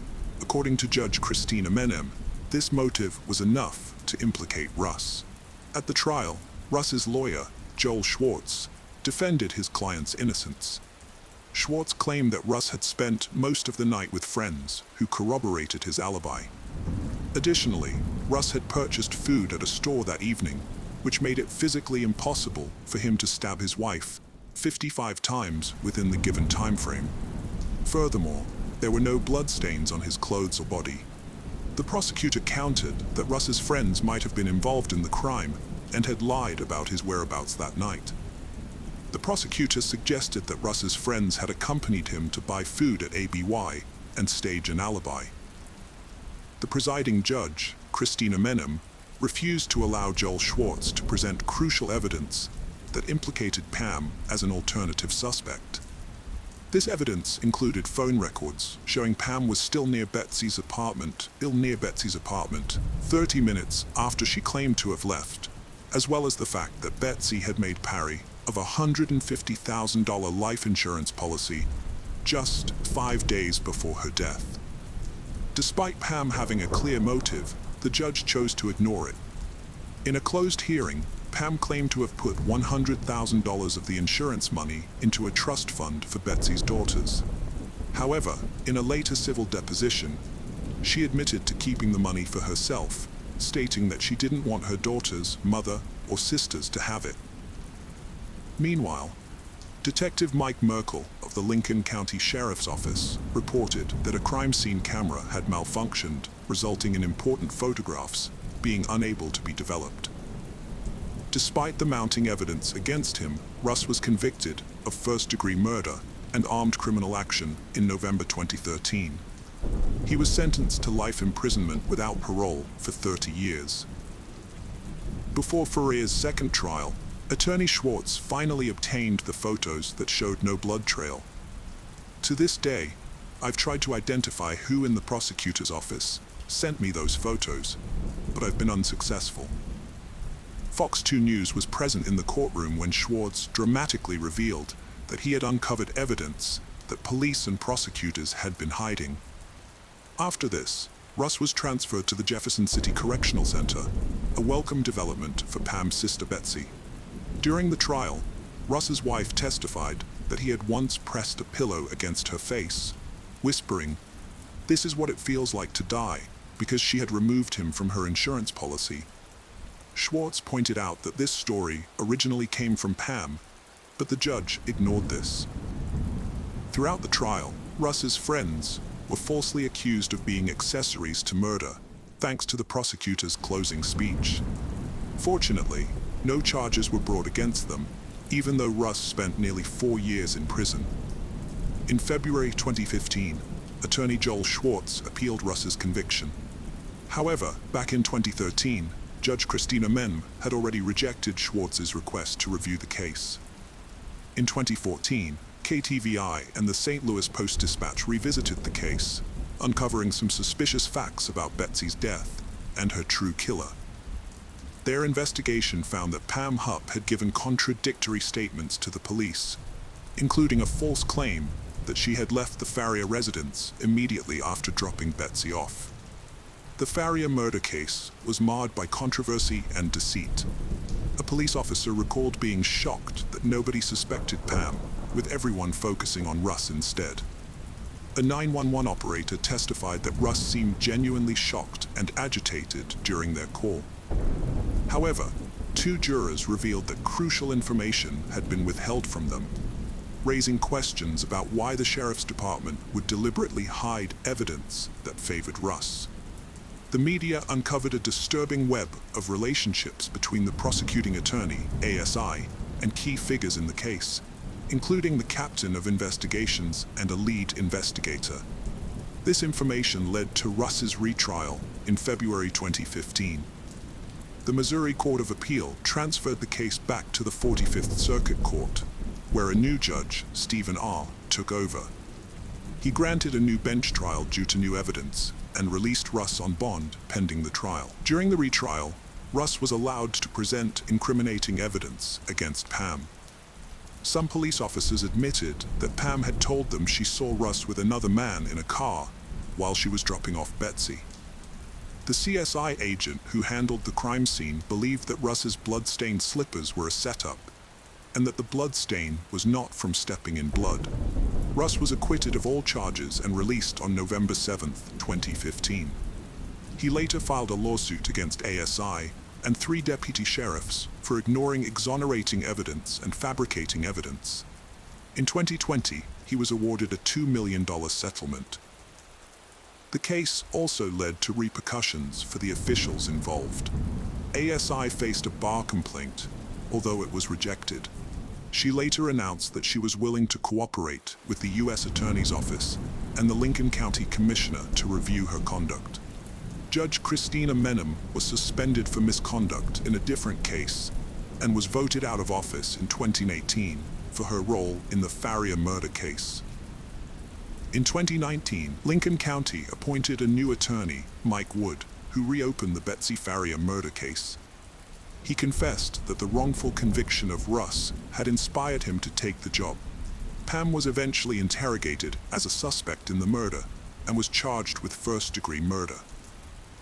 The new prosecutor, Wood, sought the death penalty due to the heinousness of the crime. Betsy Farrier was brutally murdered, stabbed 55 times, and her wrist was almost completely severed. Detective Mike Wood condemned the act as animalistic and charged Pam Hupp with the crime. Wood had strong evidence against Pam, including a $150,000 life insurance policy that named her as the beneficiary just days before Betsy's death. Pam had promised to put the money in a trust fund for Betsy's daughter, but instead kept it for herself, claiming that Betsy had wanted her to have it. In an interview, Pam claimed that she and Betsy were lovers, but Wood believed she was lying. Pam had also loaned her son $120,000 from her company in 2021, contradicting her earlier claims. Wood was convinced that Pam murdered Betsy by stabbing her with a kitchen knife while she slept on the sofa. He believed Pam tried to make it look like a domestic violence incident by walking around the room with socks on. The evidence against Pam included a text message she sent to Betsy's phone at 7:20 p.m. claiming she was home, but her call records showed she was still at the Farrier residence. The fact that Betsy was found lying on her side suggested to Wood that she was killed by someone she trusted. Pam pleaded not guilty of the crime, but her trial was delayed multiple times due to her attorney's death and other issues. Finally, in 2023, the trial was scheduled to start in 2025. Wood was not only determined to bring Pam to justice, but also criticized the Lincoln County prosecutors for mismanaging the case and showing bias against Russ Faria, Betsy's husband. He pointed out a 2015 destruction order that could have led to the destruction of evidence, which would have made it impossible for Russ to be released from prison. The case of Jorge Cortez. Jorge Humberto Martinez Cortez was born on January 5, 1978, in Mexico City. He kept his childhood and teenage years private, only sharing that he often clashed with his mother, who cared deeply for him, and his father, who rarely intervened in their arguments. Jorge's strained family relationships likely contributed to his emotional isolation and the development of his aggressive and unstable personality. To escape his difficult home life, Jorge left at a young age and embarked on a journey across Mexico, taking on temporary jobs to support himself. He worked as a waiter in various bars in Mexico City, including those in the Rosa and Cona districts, and also relied on tips from tourists in the popular Villa du Encuac districts, known for their extensive infrastructure and diverse entertainment options. Jorge's life of crime began in this place. In 2010, he was arrested for theft and given a 4-year prison sentence. However, because it was his first offense, the judge decided to release him on bail. At the time, no one suspected that this decision would set free a man who would later become one of Mexico's most notorious criminals. After his release, Jorge met a girl named Adriana and fell in love. Initially, he treated her with kindness and attention, but as their relationship deepened, his behavior became increasingly violent. Adriana soon found herself a victim of his physical abuse. Exhausted by his cruelty, she decided to end the relationship, but Jorge refused to accept her decision. One night, Jorge violently attacked Adriana, dragging her down the stairs by her hair and breaking her nose. He beat her so severely that she lost consciousness. When she came to, she saw Jorge holding a lighter and threatening to kill them both if she didn't stay with him. Despite his threats, Adriana continued to resist, which further enraged Jorge. He attempted to strangle her by grabbing her neck with both hands. However, Adriana managed to break free, grabbed a hammer, and began fighting back. She was able to force Jorge out of the apartment and ultimately out of her life for good. This violent confrontation occurred in 2011, and although Adriana reported the incident to the police, Jorge was released on bail and avoided punishment. In hindsight, Adriana's escape from Jorge that night saved her from a potentially deadly situation. Jorge would go on to take the lives of multiple women in the future. After meeting Jorge, 18-year-old Yang Kiang Marie became his new victim. Yang was a Korean girl who was very close to her mother, Monica, and her sisters, particularly Anna. Anna was a lively and athletic young woman who balanced her studies in psychology with a part-time job at a restaurant. Yang met Jorge at one of the bars where he worked, and they were immediately drawn to each other. After a brief courtship, they started dating, but their relationship was marked by violence. Despite their frequent arguments, they stayed together. When Yang turned 19, she decided to declare her independence from her family and move to the city with Jorge. However, this change only made their problems worse. Jorge's behavior became increasingly controlling and abusive. He constantly monitored Yang's activities, calling her every hour at work and restricting her interactions with friends. As a result, Yang felt trapped and realized she was a victim of domestic violence. However, she hid the truth from others, including her family, to avoid causing them concern. Only a few close people, including her sister Anna and some friends, knew about the situation. Despite her family's warnings and advice to leave Jorge, Yang struggled to break free. She attempted to leave him multiple times but always returned, held back by her own fears and vulnerabilities. During this time, Yang underwent a significant transformation, changing from a happy and lively person to someone who was depressed and willing to do anything to please Jorge. The relationship continued to deteriorate, becoming increasingly toxic and damaging to Yang's well-being. Yang's relationship with Jorge was marked by violent outbursts. On one occasion, Jorge refused to let Yang into their apartment when she came home late. On another, he locked her inside, set her clothes on fire, and chased her around the room in a fit of rage. In August 2014, their arguments escalated, and Yang decided to leave Jorge and move in with her parents. A friend encouraged her to report Jorge to the police and end the abuse. Although Yang initially agreed, she eventually returned to Jorge and they continued living together. Tragically, Yang's life was cut short. On September 21st, her body was discovered in their apartment, bearing signs of severe bruising. Jorge claimed to have found Yang hanging in the bedroom, stating that he had left her sleeping at noon the previous day, September 20th, after she had worked a shift at the bar. Jorge claimed that he returned home on the morning of September 21st to find Yang deceased. He immediately contacted the police and notified Yang's family of the tragic event. The news of Yang's death was devastating to her family, prompting Monica and Anna to rush to the scene. Upon arrival, they found police officers and forensic experts already at the apartment, carefully removing Yang's body from the bed. Jorge stated that when he saw his deceased wife, he became frantic and attempted to assist her. A police officer explained to the family that an investigation was ongoing and they needed to stay outside the house to protect potential evidence.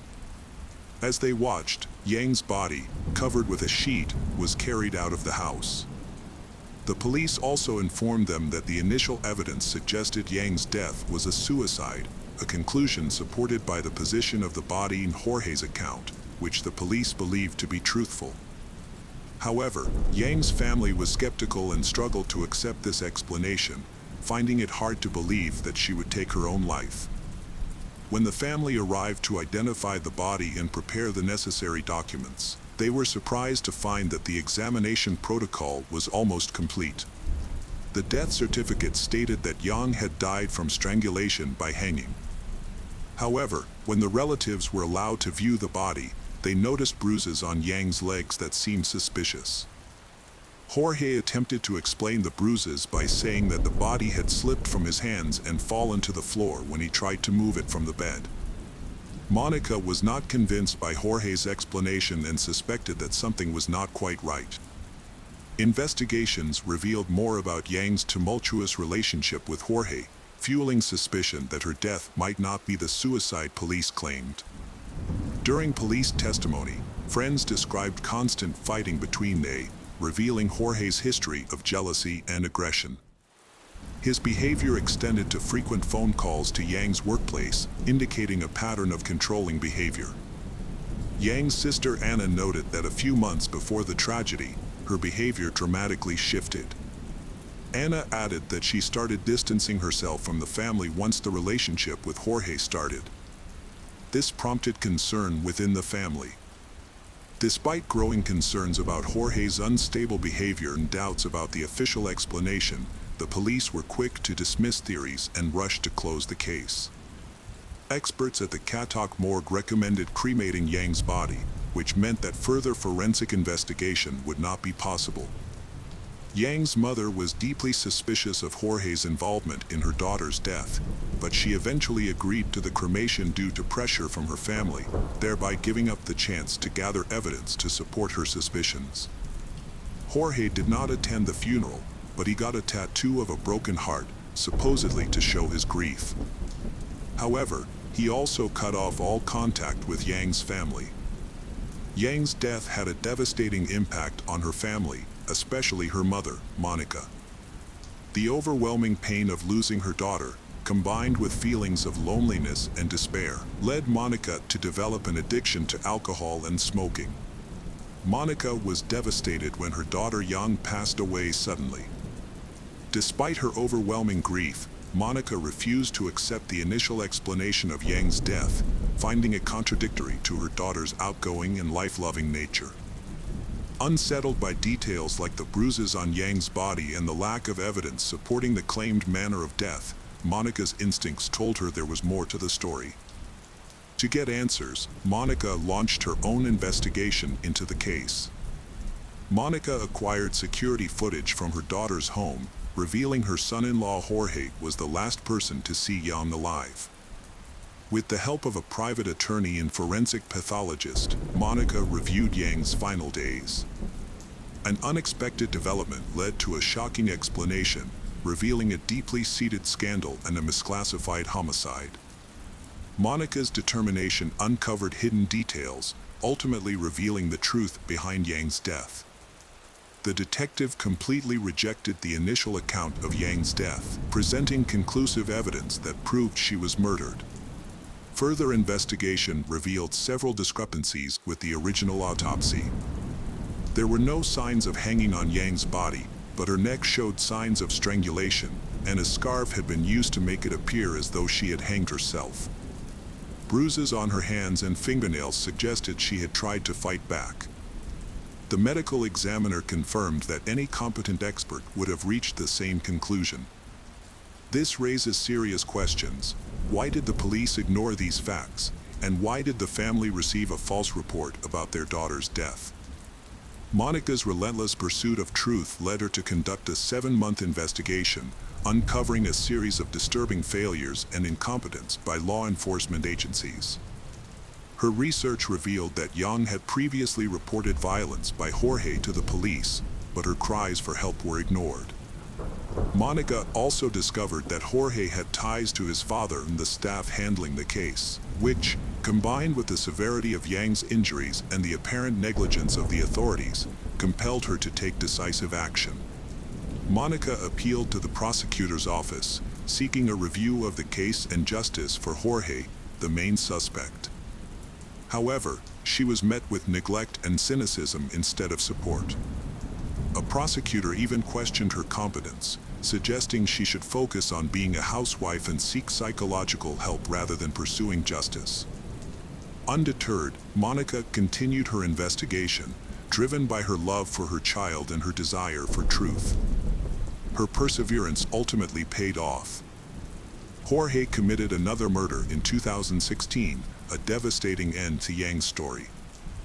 This event began a new chapter in Campira's life. She met Jorge online, where he hid his dark nature behind a charming facade.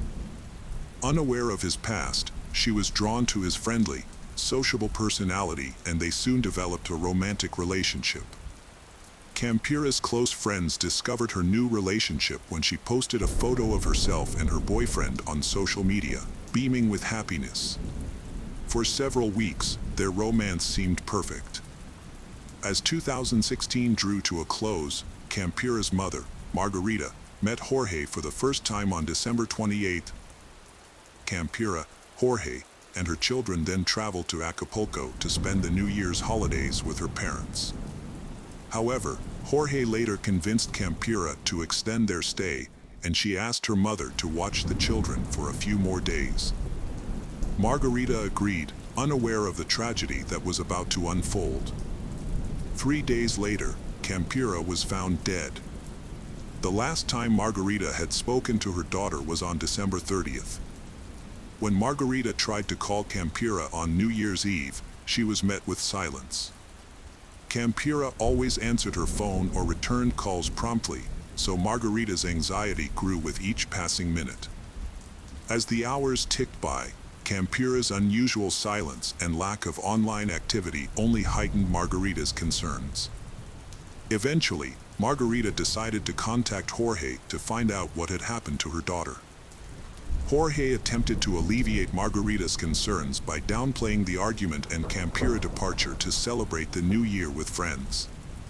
However, Margarita remained unconvinced and asked a family friend to check on Campira. When the friend arrived at Campira's house, Jorge told him that Campira was asleep and unable to meet with him. Margarita's suspicions grew, and she sensed that Jorge was hiding something. On December 31st, between 5 o'clock and 8 p.m., Jorge committed a heinous crime. He brutally murdered Campira by strangling her after beating her severely with an unknown object, leaving multiple injuries on her face and body. In an attempt to make it appear as though Campira had taken her own life, Jorge cut a lock of her hair, placed her body on the bed, covered it with a blanket, and left the gas stove on. He even placed a portrait of Campira's late ex-husband in her hand to create the illusion that memories of him had driven her to suicide. Around 8:30 p.m., Jorge packed his belongings and left the house. On the night of January 1, 2017, Margarita tried to contact her daughter Campira to wish her a happy new year, but was unable to reach her. She then called her son Gabriel, who was in the same city as Campira, and asked him to check on her. When Gabriel arrived at his sister's house, he was immediately hit with a strong smell of gas. After turning off the gas burners, he began searching for Campira and was shocked to find her body on the couch, bearing signs of a brutal beating on her face. As Gabriel threw off the blanket covering his sister's body, he was horrified by what he saw. Campira was wearing only her underwear, and her body was covered in numerous bruises. Several details caught his attention. There were drops of blood around her, although her body in underwear appeared clean, as if she had recently bathed. Additionally, Campira's head was almost completely shaved, which struck Gabriel as strange, as his sister was known to take great care of her hair. Gabriel reported the incident to the police and then called his mother to break the news to Margarita. Paramedics and police arrived, confirmed Campira's death, and restricted access to the scene. The family was stunned by grief, struggling to come to terms with what happened. Their eyes reflected sadness and a glimmer of hope for justice. The investigation was complicated by inconsistencies between the crime scene and the initial assumption of suicide. The police meticulously examined every detail to unravel the truth. The police initially suspected suicide, but Campira's family disputed this, finding it impossible to believe that a young, cheerful woman would take such a drastic step. Campira's family was convinced that her death was not a suicide, but a violent crime. A strand of hair found on her body that did not match anyone in the house reinforced their suspicions. They demanded a more thorough investigation, which was granted. A second forensic examination confirmed their fears, revealing that Campira was strangled and that the suicide scene was staged. The evidence included marks on her trachea and neck, bruises indicating a beating, and the absence of a strand of hair. The police launched an investigation, and Campira's aunt, Sandra, worked with the deputy prosecutor to have the case transferred to the prosecutor's office. However, progress was slow. Later, Sandra was called back to the prosecutor's office and informed that she and her brother, Gabriel, could be plaintiffs in the case. Campira's children were left with their grandmother after the tragedy. To shield them from painful memories, they were transferred to a new school. However, time alone didn't heal their wounds. 2 months later, the family was allowed to visit the apartment where Campira's body was found, collecting her belongings and possibly uncovering clues. Her laptop was found, but its data had been deleted. Fortunately, her iPad was password protected, and the last photos she took before her death were recovered. One disturbing photo showed Campira lying next to Jorge on the same sofa where her body was later found. Further investigation of the photos revealed more evidence. In one image, Jorge was seen holding a skull-shaped container that was later discovered in the apartment's freezer. He was also shown strangling Campira with one hand. Drawers in the desk yielded sketches of tattoos Jorge planned to get, further hinting at his possible involvement in the crime. The public was outraged when Jorge was released on bail in 2009, sparking widespread anger. Many realized that if he had been detained earlier, the young women might still be alive. The Campira and Young families continued to demand justice for their loved ones on social media, gathering over 13,000 supporters on a memorial page. 10 months after his escape, Jorge was finally caught on October 24, 2017. His arrest was unexpected, occurring during a routine patrol by the National Civilian Police in Livingston, Guatemala. The officers were patrolling the streets when they noticed a suspicious man who appeared to be homeless. A routine check of his documents and fingerprints revealed a shocking truth. The man was on the international wanted list with a high danger level. Jorge was immediately arrested and taken to the immigration center in Guatemala City, where he was detained pending further action. The Guatemalan authorities quickly contacted their Mexican counterparts to initiate the extradition process. According to the head of the Guatemalan police, Pablo Castillo, Jorge had been hiding under a bridge in western Guatemala, living on the streets and relying on the kindness of tourists for survival. The next day, October 25th, Jorge was transported to the Mexican border city of Chicas, where he was handed over to the Mexican authorities. After crossing the border, Jorge was taken to Mexico City, marking the successful completion of the extradition process and the delivery of justice. Jorge appeared in court to face charges for his alleged crimes. A reporter managed to ask him a few questions, but Jorge responded with a complete denial of any wrongdoing, claiming he was unaware of the charges against him. This was despite being taken to court on October 26th for a preventive measure, specifically for the murder of Campura. During the trial, the prosecution presented strong evidence of Jorge's involvement in the crime. The investigation revealed that Jorge had brutally beaten the victim with an unknown object before strangling her to death. The prosecutor classified the crime as a feminicide, made worse by the fact that Jorge had a romantic relationship with the victim. The prosecutor also pointed out that Jorge had a prior conviction for theft and was possibly involved in the death of another ex-girlfriend, Jan. Despite the overwhelming evidence and arguments against Jorge, his lawyer proposed an alternative explanation that Jorge was mentally unstable and needed a psychological evaluation. This move came as the community awaited justice, expecting a suitable punishment for the perpetrator. After thoroughly examining the evidence, witness testimonies, and arguments, the judge turned his attention to Jorge and his lawyer. He asked how long it would take to complete the psychological evaluation. Following a consultation, Jorge's lawyer agreed that Jorge would attend all subsequent court hearings. Upon reviewing all materials and considering both sides, the judge rendered a verdict. There was sufficient evidence from the prosecutor to hold Jorge accountable for his crimes.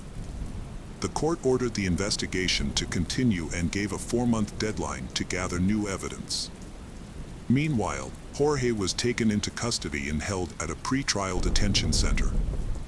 Despite Jorge's arrest and guilty verdict, the Campura and Jan families faced a lengthy and challenging process ahead. In August 2019, an oral hearing was held in Jorge's case. His lawyer asked the court to disregard the videos that showed Jorge entering and leaving Campura's house on the day she was murdered. They claimed that these videos were incomplete, taken from a 30-hour recording at the crime scene, and could not be used to prove Jorge's guilt. The videos had been given to the victim's family by a neighbor who recorded them. The family then passed them on to the police, who brought only partial recordings to court. The police had lost the original disc. Jorge's lawyer alleged that the Mexico City prosecutor's office had concealed this information, which only came to light on the day of the hearing. The defense lawyer argued that the materials used to obtain the arrest warrant were unlawful. Specifically, the lawyer claimed that a key video was given to the Campura family rather than the judicial authorities, and therefore could not be used as evidence. Despite this, the supervisory judge rejected the defense's petition after considering the prosecution's arguments and the testimony of Campura's friends and neighbors. Additionally, the court considered 2 witness statements, but did not accept them as evidence. The case proceeded, and Jorge was allowed to appeal the decision and present the same arguments again. Meanwhile, the Young family was dealing with their own separate case. A ban on violence against women was established in Mexico City, thanks in part to advocacy from several groups, including the Mexican Institute of Human Rights and Democracy and the Center for Justice. This new decree was influenced by multiple high-profile crimes, including the murder of Jan. As a result, her case was forwarded to a Mexico City court for trial. Nearly 7 years after Yang's murder, charges were formally brought against her suspected killer, Jorge, in May 2021. Shortly thereafter, a judge ordered his arrest for his role in her murder. Despite these developments, Jorge's defense team was able to significantly slow down the investigation and prosecution. 9 years after Yang's death, Jorge Humberto Martinez Cortez was sentenced to 52 years and 6 months in prison in November 2023 for taking Yang's life. While the Young family has finally received justice, Campira's family still faces a lengthy process. A trial had been scheduled for April 2022 at the detention center where Jorge was being held.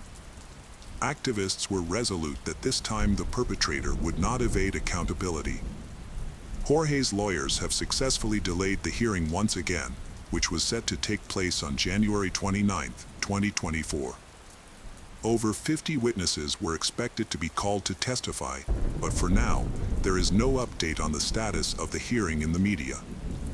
Jorge's family remains hopeful that he will eventually be held accountable for his actions. While nothing can bring Campira back, they seek justice and want to ensure that her death does not go unpunished. The case of Klondike Bishimbayev. Klondike Bishimbayev was born on April 11, 1980, in Gil, Kazakh SSR. Klondike Bishimbayev grew up with his younger sister Arujin, born in 1984. He received 3 higher educations, studying at Kazakh Academy of Management, Taz University, and George Washington University through a presidential scholarship. At 26, he defended his PhD thesis in economic sciences. Klondike began his career as a bank manager in 2000. He briefly interned at the Ministry of Economy, then held senior positions in large companies before returning to the ministry in 2016. He became the young head of the ministry but was dismissed 8 months later due to a bribery scandal, sentenced to 10 years in prison. However, he was released on parole after just 1 year. In his personal life, Klondike was married twice. His first wife, whom he married in 1999 and had a son in 2000. They divorced in 2004. In 2006, he married, with whom he had 3 children before divorcing in 2020. After a few years, he married Sultanat Nuknova. Sultanat Nuknova was born on May 15, 1992, in Pavlodar, Kazakhstan. She was the youngest of 2 children to businessman father and economist mother. Her uncle was a prominent politician. As a schoolgirl, Sultanat became interested in astrology, studying literature and making accurate predictions for friends and classmates. She turned her hobby into a career, achieving success quickly. Sultanat promoted her astrological services on social media, offering consultations, forecasts, and guidance on goal achievement, career choice, and spiritual growth. She also gave advice on love affairs and relationships, with a client base consisting only of women and girls. She quickly achieved financial independence by doing what she loved. Her services were in high demand, with consultations scheduled months in advance. She had gained a large following on social media and was living her dream life. In spring 2022, Klondike stumbled upon Sultanat's page on a popular social network. He liked Sultanat and decided to contact her for an astrological consultation, but she turned him down, saying she only served women. This rejection only fueled his interest, and the politician persistently tried to get her attention, showering her with compliments, convinced that only she could help him as a trusted specialist. Sultanat was flattered but refused to meet Klondike, who repeatedly asked her out despite Sultanat offering online consultations. He persisted for months, gathering information about her life, habits, and interests, but she remained uninterested. Sultanat initially refused to meet the man, but eventually agreed to a meeting for face-to-face counseling. Despite his good impression, polite behavior, and courtesy, she told her brother that he was not her type and they wouldn't match. Initially, Sultanat was not worried about Klondike because she knew she could keep him. However, within a month, the situation changed when Klondike gained influence by befriending a respected older member of the family, Sultanat's grandmother. Klondike asked to speak to Sultanat's grandmother, asking for her support in case Sultanat changed her mind about marrying him.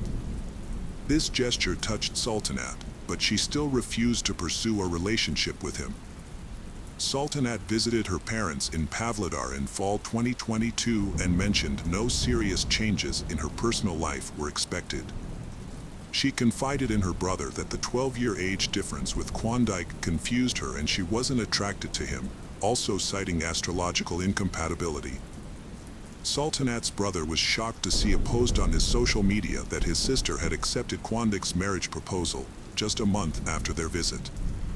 This news surprised both her family and friends, as she had recently said that nothing serious would happen. A few months later, in December 2022, they held a luxury wedding at a budget establishment in Astana. The marriage was not officially registered, with they opting for a mosque ceremony instead. Sultanat's attitude towards her partner changed significantly after the wedding. She praised his intelligence, education, and conversation skills to friends, and denied his involvement in a corruption case that led to his brief imprisonment, claiming he was framed. From the outside, they seemed happy.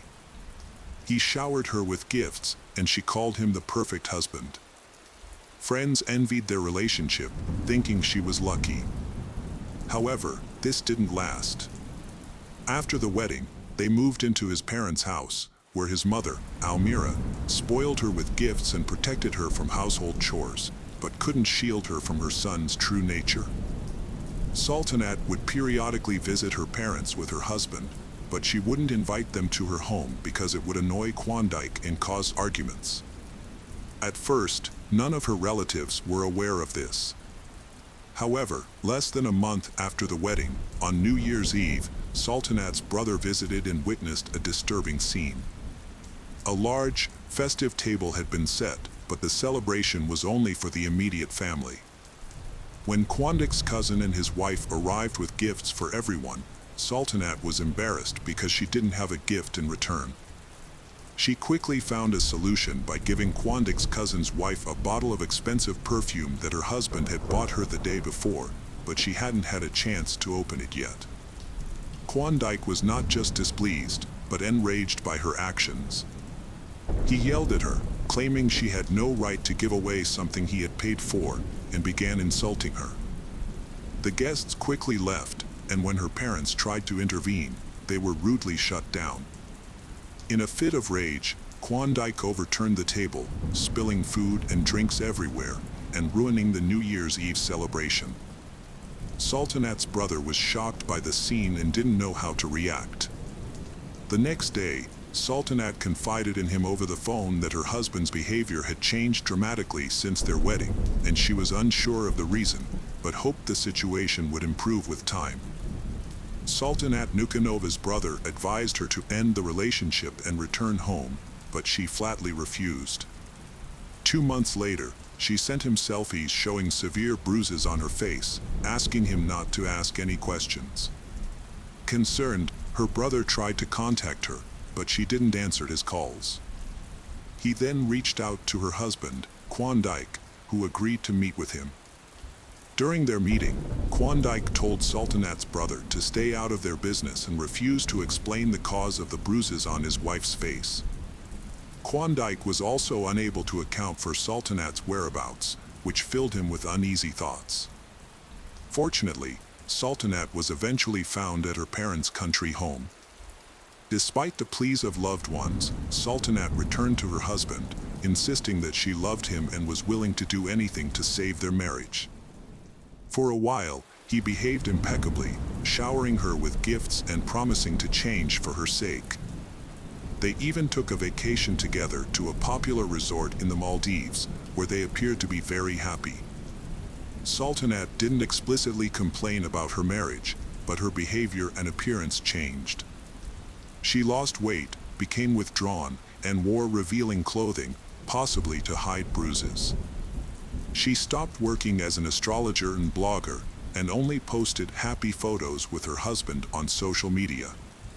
Klondike took away her source of income, making her reliant on him. She was not allowed to socialize without his permission and was monitored at all times. Despite appearing perfect to outsiders, their relationship was actually controlling and suffocating. Lieutenant confessed to her friend that her husband exerted total control over her, forbidding her to work or contact her parents without his knowledge, and was irrationally jealous, accusatory, and abusive. Despite her friend's horror and advice to leave him, she insisted she just wanted to talk, not be advised. They sought help from a family psychologist to save their marriage. Sultanat's husband rejected her therapist options and instead chose his own specialist, who blamed Sultanat for all their problems. She suspected her husband had hired the therapist to humiliate her. In summer 2023, Sultanat tried to leave him and stay with her parents, but her husband appeared a week later, asking for another chance and suggesting a change of environment to save their marriage. Sultanat hoped having a child would change her husband's attitude, but she couldn't get pregnant. After a family dinner in October, she briefly left her husband and moved into a rented apartment found by her brother. However, she returned to her husband 10 days later and even remarried him in a mosque ceremony, which she personally told her family about. On November 5th, she invited her family and close friends to her cousin's restaurant. Klondike made a good impression with his chivalrous behavior, being attentive and affectionate towards her. Everyone believed his feelings were genuine, but tragedy was looming. On November 9th, a relative contacted Sultanat's brother over the phone, sounding frightened as she asked about the truth of a social media rumor. After clarification, she shared a news link which reported that a former economy minister had taken the life of his young wife. Sultanat had asked to stay with him for a night after threatening to leave her husband. He agreed and told her where to find the spare keys, but she never arrived and her phone stopped working. He rushed to her house, but found no one there, and her husband was not answering his phone, which made things even more concerning. The decision was made to immediately go to the family restaurant, where Sultanat was last in contact, to search for answers. While on the way, he received a call from his frightened parents, who had also read the news and were trying to find out what had really happened. However, he couldn't provide them with any information and only promised to look into it. When he arrived at the restaurant, he was met by police officers who expressed their condolences and informed him that his sister had sadly passed away before receiving medical attention. Overwhelmed and disbelieving, he struggled to accept the news, but tragically, it was confirmed to be true. By the time he arrived, the main suspect, Klondike, had already been arrested and taken to the station. Klondike denied any guilt, claiming that the event was a terrible accident and that he was trying to help his wife. Also, the restaurant owner was taken into custody on suspicion of being involved in the incident. Several months ago, on the evening of November 8, 2023, Sultanat and Klondike and their friends attended a concert by singer Dima Bilan. The loud music made it difficult for their friends to follow the conversation between the spouses, who got into a heated argument. Initially, their friends thought they were just discussing something, but it soon became clear that they was engaged in a full-blown fight. They stormed out of the concert hall without saying a word to anyone and went to the restaurant bow, where they continued to quarrel in a private VIP booth. Camera footage shows Klondike taking several bottles of alcohol from the bar and joining his wife in the booth. As they drank wine and discussed their relationship, she told him that she couldn't continue like this and planned to leave him. Infuriated by her statement, Klondike started shouting and threatening her, even slapping Sultanat. After the altercation, she called her brother and told him she would be coming to his house for the night, having finally made up her mind to leave her husband. Around midnight, she stepped outside, intending to go to her brother's house, but her husband caught up with her and the argument continued. The surveillance footage reveals a 15-minute argument between them, after which Klondike convinced his spouse to re-enter the building.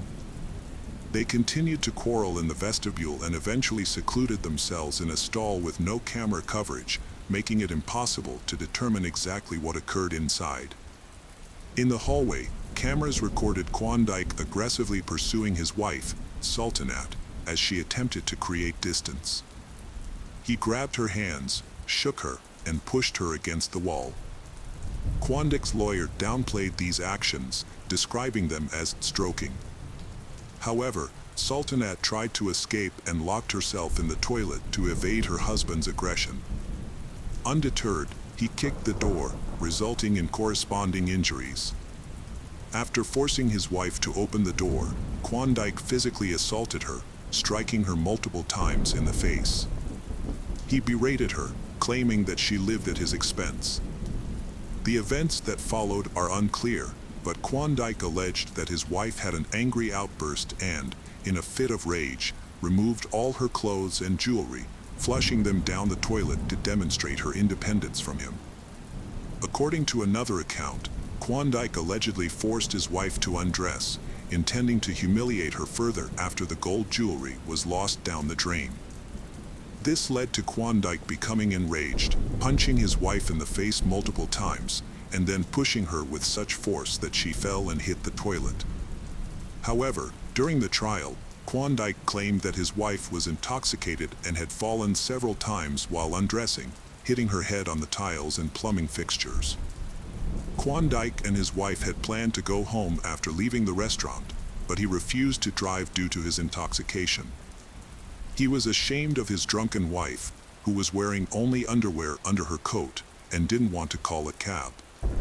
They decided to return to their VIP booth instead. However, when Sultanat stopped to look at her reflection in the mirror, her husband forcefully pushed her towards the exit. This quickly escalated into a brutal assault, as he mercilessly beat her with his hands and feet and dragged her by the hair. At around 7 o'clock in the morning, he dragged her back to the VIP cabin, where he continued his attack. Klondike ultimately caused severe harm to Sultanat, but during the trial, he claimed he had no involvement in her injuries. According to him, she had fallen and hit the floor and furniture on her own, and then fell asleep on the sofa. He alleged that he noticed a bruise on her face, but rather than seeking medical attention, he consulted a fortune teller to determine if everything was all right with his wife. The fortune teller told Klondike his wife was drunk and needed sleep, so he calmed down and didn't touch her. Later, he realized she wasn't breathing and called his brother, Bakan Banov, also the restaurant owner. Together, they deleted CCTV footage, claiming it showed his wife's indecent behavior. Banov called an ambulance in the evening, but she had already died. He claimed to have tried CPR, but it was too late. Both brothers were arrested by law enforcers. Klondike's former wife, Nazim, was also under scrutiny several years ago when her then-husband was arrested on corruption charges. She defended him at the time, but soon after his release, she filed for divorce, citing irreconcilable differences and claiming she had outgrown the marriage. However, after her ex-husband was accused of brutally murdering his new girlfriend, Nazim gave a candid interview, admitting that she believes him to be capable of such a crime. She explained that her 14-year marriage to Klondike changed dramatically in 2011 after the birth of their second child. Klondike became increasingly aggressive, selfish, and narcissistic, thinking that the world should revolve around him. Nazim also revealed that her husband frequently cheated on her, openly flaunting his infidelities. However, it wasn't until his phone data was accessed during his 2017 arrest that she discovered the full extent of his cheating. He had multiple mistresses, and they constantly changed. After Klondike was released from prison, his behavior became even more violent and aggressive, according to Nazim. A disagreement erupted between them a month later, sparked by a minor issue. However, Klondike's reaction was excessive, as he became enraged and ripped a toilet lid from the wall with his bare hands, throwing it at Nazim. Although she dodged, the incident made her realize that the marriage was unsalvageable in her opinion. Klondike had apparently restrained his true nature for a long time because he knew Nazim wouldn't tolerate his darker impulses. Klondike had a sinister strategy. He initially chose a victim, tested her limits, and pushed her to see how much she would tolerate. Once he was convinced that she wouldn't leave or complain, he revealed his true self as a sophisticated sadist. The trial of Klondike began in March 2024, with relatives of Sultanat pushing for an open trial to prevent him from using his wealth and connections to influence witnesses and judges. Klondike, who had previously been convicted of a serious offense but released on parole, requested a jury trial to avoid a life sentence. A jury of 12 was selected, and in this case, a life sentence would require a unanimous decision from all jurors and the judge, a very unlikely outcome. Klondike denies premeditated murder, claiming the event was an accident. He says his spouse provoked him, but video recordings contradict him. Initially, authorities considered charging him with domestic violence, a crime with lenient punishment in Kazakhstan. However, this sparked outrage, particularly from the victim's mother, who feels her son-in-law may get off too lightly, undermining her faith in justice. A law was approved in April 2024 to toughen penalties for domestic violence in Kazakhstan following public outrage. Klondike tried to pressure his brother into giving false testimony and also attempted to discredit his late wife in court, calling her an inadequate, unbalanced, and alcoholic who provoked him. He claimed he acted in a state of passion, hitting her only a few times, and that her other injuries were self-inflicted from falling under the influence of alcohol. However, Klondike was alleged that he didn't allow called medics for Sultanat and was instead concerned with deleting footage from cameras. Klondike ordered his brother to fake his wife's phone activity, making it seem like she was home. However, the plan didn't work. Klondike was found guilty of murder and sentenced to 24 years. Klondike's brother Bakan Banov was given a 4-year sentence for complicity. Sultanat's family expressed dissatisfaction with the court's decision. Her father hoped for a life sentence for his former son-in-law, calling any other verdict unfair. The case of Jessica Camilleri. Jessica Camilleri, the second daughter of Rita and Vince, an Australian Maltese couple, was born with a mild mental disability. Her IQ was between 55 and 60, placing her in the bottom 1% of the population. People with mild intellectual disability like Jessica learn to communicate and express themselves, but at a slower pace than others. They may take longer to develop skills like speaking, reading, writing, and math, but they can still adapt to daily life. Due to her condition, Jessica was slow in reaching developmental milestones like walking, talking, and coordinating movements. She started school much later than her peers, which made her a target for teasing, discomfort, and bullying from her classmates for being different. As a result, Jessica developed stress, anxiety, and anger, particularly towards females. She also struggled with intermittent explosive disorder, characterized by sudden, repeated outbursts of impulsive, aggressive, and violent behavior, as well as angry verbal eruptions that were disproportionate to the situation. At school, Jessica exhibited aggressive behavior towards both students and teachers, including a notable incident where she punched a male student and refused to release her grip, leading to her indefinite suspension and subsequent confinement at home under the care of her mother, Rita, who received a disability pension to support her. Jessica's behavioral issues were symptomatic of her intellectual disability and struggled with irrational outbursts of anger. Furthermore, she was diagnosed with attention deficit hyperactivity disorder, ADHD, a chronic brain condition that affects millions of children worldwide, making it challenging for her to regulate her behavior. In addition to these conditions, Jessica also suffered from severe bipolar disorder, depression, anxiety, and autism spectrum disorders, which impacted her judgment, self-awareness, and empathy towards others.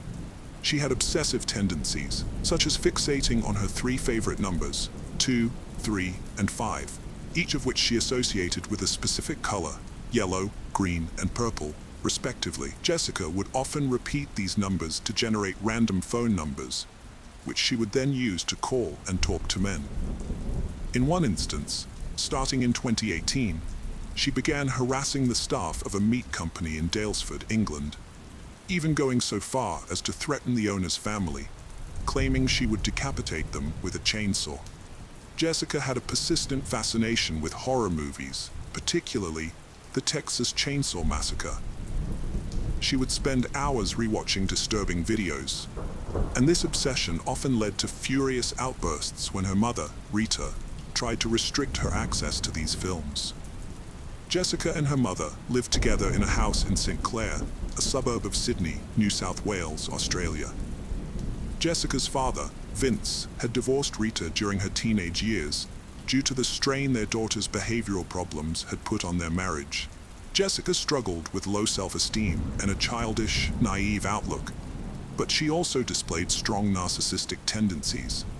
Deep down, she felt she was one of a kind and entitled to special treatment due to her mental disability. This occasionally led her to be exploitative and egocentric. Despite this, Rita remained devoted to caring for her daughter, acknowledging her issues, but feeling a strong sense of responsibility to look after and protect her. Rita even went so far as to reach out and apologize to one of the recipients of Jessica's harassing phone calls, confessing that she was at a loss for how to manage her daughter's behavior. Jessica was very close to her mother, who dedicated her life to taking care of her and meeting all her needs. Instead of sending her to a psychiatric institution for full-time care, her mother chose to keep her at home. In fact, Rita's life revolved around Jessica. The tragic event of July 20th, 2019, was not a standalone incident. In the 6 years leading up to it, Jessica had been convicted twice for assaults that caused actual bodily harm. She had also physically attacked her aunt and her sister's mother-in-law by pulling their hair. But she avoided jail time and was always placed in the care of her mother, Rita, the one person who could tolerate her behavior. Jessica had also exhibited aggressive behavior towards women she encountered in the streets and shopping centers, lashing out at those she perceived as looking at her wrongly or making her feel ashamed. On one occasion, she was even barred from a doctor's office after becoming violent towards another patient in the waiting room due to paranoia. In early 2018, Jessica's aggressive behavior continued when she attacked a nurse during a hospital visit with her mother, Rita. As a result, she was admitted to a mental health unit for 9 days to treat a severe episode of mood disorder. She was prescribed lithium for her supposed bipolar disorder, along with antipsychotic medications. However, by the end of 2018, about 6 months before the tragic event, Jessica had stopped taking her medication and instead began using natural remedies to manage her conditions. Rita was at her wit's end and paid $2,500 to a medium on Queen Street in St. Mary's, a western suburb of Sydney, in a desperate bid to exorcise the demon she believed was possessing her daughter, Jessica. Despite her family and friends warning her about the dangers of living with Jessica, Rita remained adamant that her daughter wouldn't hurt anyone. According to Christy, Jessica's older sister, their mother Rita had a heart of gold, always putting others before herself, including Jessica, who continually refused to seek professional help. Rita's sister often voiced her concerns that Jessica might harm her, recognizing Rita's unconditional love for her daughter. However, Rita's motherly love made her oblivious to these warnings, even on the day before the tragic attack, when she had to take Jessica to a police station due to her threatening calls to strangers. Jessica felt humiliated by her mom in a parking lot after visiting her sister due to a stranger's brief presence. Later, when her mom refused to order food from Red Rooster, Jessica called the restaurant 3 times. She then demanded her mom call a doctor, but Jessica's erratic behavior scared him off. At wit's end, Rita called an ambulance to take Jessica to a mental health facility. On the night of July 20th, 2019, Jessica's most severe episode of rage was about to unfold. In a brutal attack, Jessica dragged her 57-year-old mother Rita by the hair to the kitchen of their own home. There, she savagely attacked Rita with 7 meat cleavers, 4 of which broke under the force of her blows. In total, Jessica stabbed Rita over 100 times in the head and neck, driven by a morbid curiosity fueled by her daily obsession with horror films. The autopsy revealed the full extent of Rita's injuries, which included massive trauma to her head and neck, and death by multiple stab wounds that resulted in decapitation at the second vertebrae in her upper neck. Furthermore, Rita's body showed over 90 defensive wounds, indicating that she was conscious for a significant part of the attack. Enduring extreme physical pain and emotional terror at the hands of her own daughter, whom she had lovingly cared for. Jessica's 4-year-old nephew, the son of her older sister Christy, was present during the attack. The boy had been in Rita's care for a few days due to Jessica's apparent improvement. However, he was forced to witness Jessica repeatedly stabbing his grandmother and ultimately decapitating her. When the boy tried to intervene, Jessica attacked him, causing a minor head injury. The traumatic scene was so disturbing that the young boy began vomiting in response. Jessica called the emergency number from her mother Rita's cell phone, confessing to her murder and claiming self-defense, stating that Rita had attacked her first. However, this was not true, and Jessica had actually committed the brutal act. In reality, after killing her mother, Jessica panicked and repeatedly stabbed Rita's lifeless body, ultimately decapitating her and inflicting over 100 wounds. She then dumped Rita's head in a nearby neighbor's front yard. When the police arrived at their St. Clair, Sydney home, Jessica was outside, her clothes stained with her mother's blood, holding a water bottle. She showed no remorse for her actions and was more concerned about her own fate. Jessica asked the police officers and detectives if it was possible to bring someone back to life after decapitation, believing in the possibility of medical miracles that could reattach her mother's head. The police officer responded that this idea was unrealistic, but Jessica insisted, thinking that doctors could perform miraculous surgeries and reattach her mother's head. She also inquired about the potential consequences of her actions, specifically asking if she would face the death penalty. Upon learning that Australia does not have capital punishment, Jessica felt relieved. Furthermore, Jessica confessed to the police that the idea of decapitating her mother came from the horror movies she obsessively watched. A police officer's body camera recorded a chilling conversation at the crime scene on July 20th, 2019. At 11:43 p.m., the first responders described the scene as one of the most horrific they had ever seen. The next day, July 21st, 2019, Jessica appeared in court but didn't apply for bail. A friend explained that this was not surprising, as Jessica probably didn't understand the bail process. After a trial that highlighted her long history of mental illness, Jessica was found guilty of manslaughter in December 2020. She had pleaded not guilty to murder due to her disability. In early 2021, Jessica was sentenced to a maximum of 21 years and 7 months in prison. She will be eligible for parole after serving 16 years and 2 months, which would be September 19th, 2035. The prosecutor argued that Rita's brutal murder was the culmination of a lifetime of escalating violence by Jessica, which started with hair-pulling and eventually led to a deadly explosive attack. The prosecutor also stated that Jessica posed a moderate to high risk of reoffending and remained a danger to the community.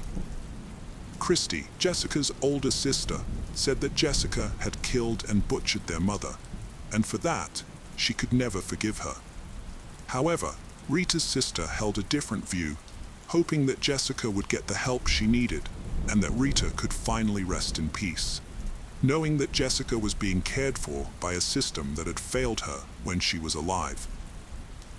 The judge presiding over the case offered counseling services to the jury members, recognizing that the disturbing evidence they had heard could haunt them long after the trial. The judge also admitted that selecting a jury for Jessica's trial was difficult, as many people were reluctant to participate in a trial involving such a disturbing crime.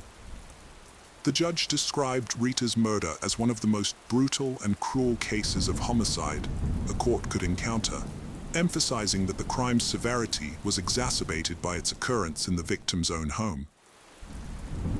Jessica's lawyer revealed that his client had expressed regret in a letter to her family after the crime. In the letter, Jessica accepted responsibility for her mother's death, acknowledging that Rita had not provoked her and taking blame for her actions. However, one of the psychiatrists who evaluated Jessica noted that she struggled to communicate through social gestures and displayed a relatively flat affect. The psychiatrist found no evidence of schizophrenia or hallucinations in Jessica. The conclusion was that Jessica's risk factors could only be managed in the long term with a comprehensive mental health support plan. Since entering prison, Jessica has persistently caused trouble. Only 2 months after her arrival, on September 9, 2019, she got into a fight with another inmate over food trading and threw a teacup at them. Although she was charged with assault in local court the next day, she did not receive any additional punishment. On October 14, 2019, Jessica attacked another inmate, which resulted in her being placed in solitary confinement in her cell for 5 days. On November 3, 2019, she disobeyed an order, and on July 31, 2020, she damaged property, incurring a fine of $200 Australian dollars. Jessica was involved in another assault on November 21, 2020, which led to her being placed in solitary confinement for 7 days. In January 2021, she was convicted of common assault again, but did not receive any further punishment. Jessica has explained her behavior, saying that other prisoners make her life difficult, regardless of what she does or where she goes.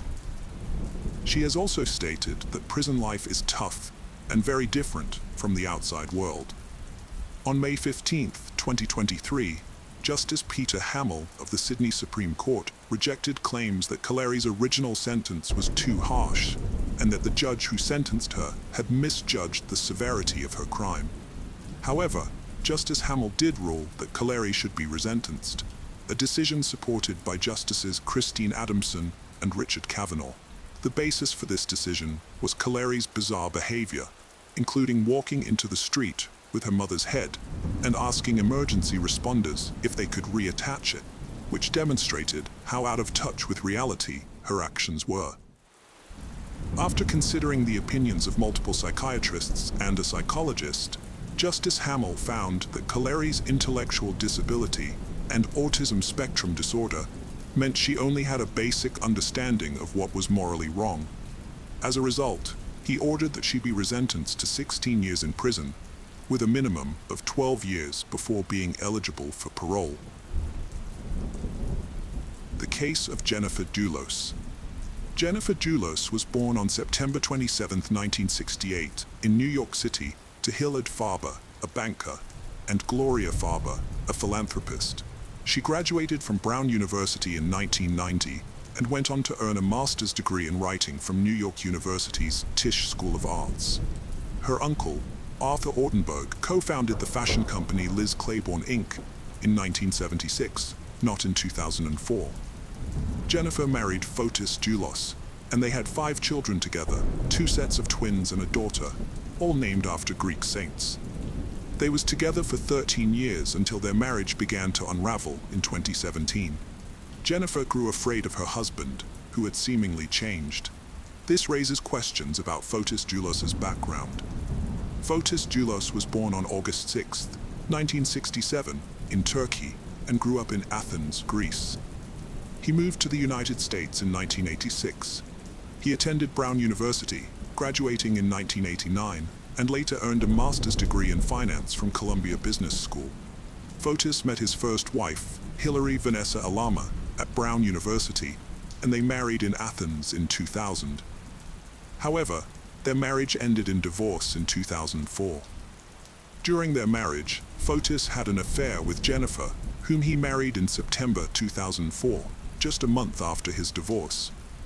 Jennifer Dulos loved her life and would never intentionally leave her children behind, which made her disappearance suspicious to the police. Before she vanished, Jennifer had filed for divorce and was seeking sole custody of her kids. Her marriage to Fotis had become increasingly toxic, and she feared for her life and the lives of her children. The Dulos marriage began to unravel in 2017. Jennifer first publicly hinted at her marital troubles in a blog post on March 12, 2012, where she expressed her desire to be stronger and less intimidated by confrontations. In 2017, Jennifer Dulos filed for divorce, citing her husband Fotis Dulos' increasing independence and alleged infidelity with Michelle Troconis, a Venezuelan native. Jennifer sought emergency custody of their 5 children, but the court denied her request, instead granting joint custody to both parents. Jennifer feared for her life and her children's safety, accusing Fotis of exhibiting irrational, bullying, threatening, and controlling behavior. She recounted a disturbing incident that had occurred on June 3, 2017, when Fotis discovered she had planned activities for their children on a Saturday morning.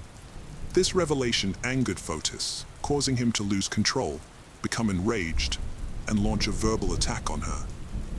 Jennifer Dulos felt threatened by her husband Fotis after she filed for divorce. In an interview, she expressed her fear, revealing that Fotis had threatened to kidnap and harm their children if she didn't comply with his terms in the divorce settlement. During the hearing, Jennifer requested emergency custody of their children. The court found that Fotis had violated multiple court orders, leading to Jennifer being granted full physical custody of the children. Both parents, however, shared legal custody. Fotis was deeply hurt by Jennifer's allegations. In a 2017 email, he voiced concern for their children's well-being, emphasizing that they needed both parents, not just one. He implored Jennifer to reconsider their marriage for the sake of their children. Despite denying Jennifer's accusations, Fotis countered that Jennifer was alienating their children from him, labeling him a psychopath, and telling them he didn't care about them. Jennifer Dulos was last seen on May 24, 2019, at 8:05 a.m. when she dropped off her children at New Canaan Country School. She returned home shortly after. However, her concerned friends alerted the police when she failed to show up for her scheduled doctor's appointments in New York City at 11 a.m. and 1 p.m., which was unusual for her. Jennifer's live-in nanny, Lauren Almeida, arrived at her New Canaan apartment at 11:30 a.m. and found her Range Rover parked in the garage, which raised her suspicions. Despite this, Lauren didn't notify the police until 7 p.m. By then, it was clear that something was amiss, as Jennifer never stayed out late without informing anyone or left home without telling anyone.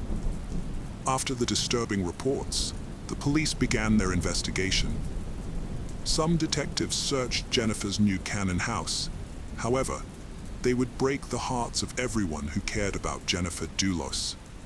On the floor of the garage, blood splatters were found, and blood traces were found on one of the walls in the garage and the door. Blood traces were discovered on the outside of the Range Rover, and inside the house, blood splatters were found only in the kitchen. Notably, the bloodstains were a mixture of Jennifer Dulos's and her husband Fotis Dulos's. This raised questions about how Fotis Dulos was involved in his wife's disappearance. Further investigation by the police revealed that Fotis Dulos had visited Jennifer's apartment on the day she vanished. According to the police, Fotis arrived at Jennifer's home on a bicycle. Fotis waited for his wife to return from dropping their children off at school, then ambushed and shot her in cold blood. He subsequently cleaned up the crime scene and disposed of the evidence. At approximately 10:25 a.m., a CCTV camera captured the Chevrolet Suburban leaving Jennifer's home. The police suspected that Fotis Dulos was the driver. They alleged that he had hidden Jennifer's body and other items related to the crime scene cleanup in the car. After hiding Jennifer's body, Fotis Dulos abandoned the car 3 miles away from New Canaan. His suspicious behavior later that day led police to believe he was a cold-blooded murderer. Around 7:30 p.m., surveillance footage captured Fotis Dulos and his girlfriend, Michelle Troconis, dumping trash in multiple bins on Alfred Avenue in Hartford. What seemed like a normal activity at first glance became suspicious due to the fact that they used 30 different trash bins. When police searched the bins, they found incriminating evidence, including cleaning supplies, blood-stained clothing, and used hand gloves. Forensic testing of these items confirmed the police's worst fears. The blood found at the scene was matched to Jennifer Dulos. Additionally, Fotis Dulos's DNA was discovered on a glove and a trash bin. While many people were shocked by Fotis Dulos' involvement in his wife's murder, they were even more surprised by the role of his girlfriend, Michelle Troconis, in the crime. Michelle Troconis, a Venezuelan native, had a diverse background as a mother, horse rider, and former ESPN reporter in South America. However, no one expected her to be involved in a violent crime. Michelle Troconis began a romantic relationship with Fotis Dulos while he was still married to Jennifer Dulos. Their affair contributed to the breakdown of his marriage. After Jennifer's disappearance, the police questioned Troconis. When asked about her whereabouts on the day Jennifer went missing, Troconis claimed she had lunch with Fotis Dulos that afternoon. She also stated that they went to one of his properties to clean it up in preparation for a meeting with a client. The police suspected that Jennifer Dulos's body had been disposed of. Their investigation uncovered additional incriminating videos featuring Michelle Troconis, which ultimately revealed the details of Fotis Dulos's brutal crime. Fotis Dulos had meticulously orchestrated the events, and the police were convinced that he had an accomplice. On May 24, 2019, Fotis drove a stolen Tacoma truck belonging to his employee to New Canaan, Connecticut. A school bus captured footage of a Tacoma truck speeding towards Waveney Park in New Canaan at 7:05 a.m. The police later found Jennifer's Chevrolet Suburban at this location. A bicycle tire was discovered in the truck's boot, leading the police to suspect that Fotis Dulos had cycled from Waveney Park to Jennifer's apartment in New Canaan.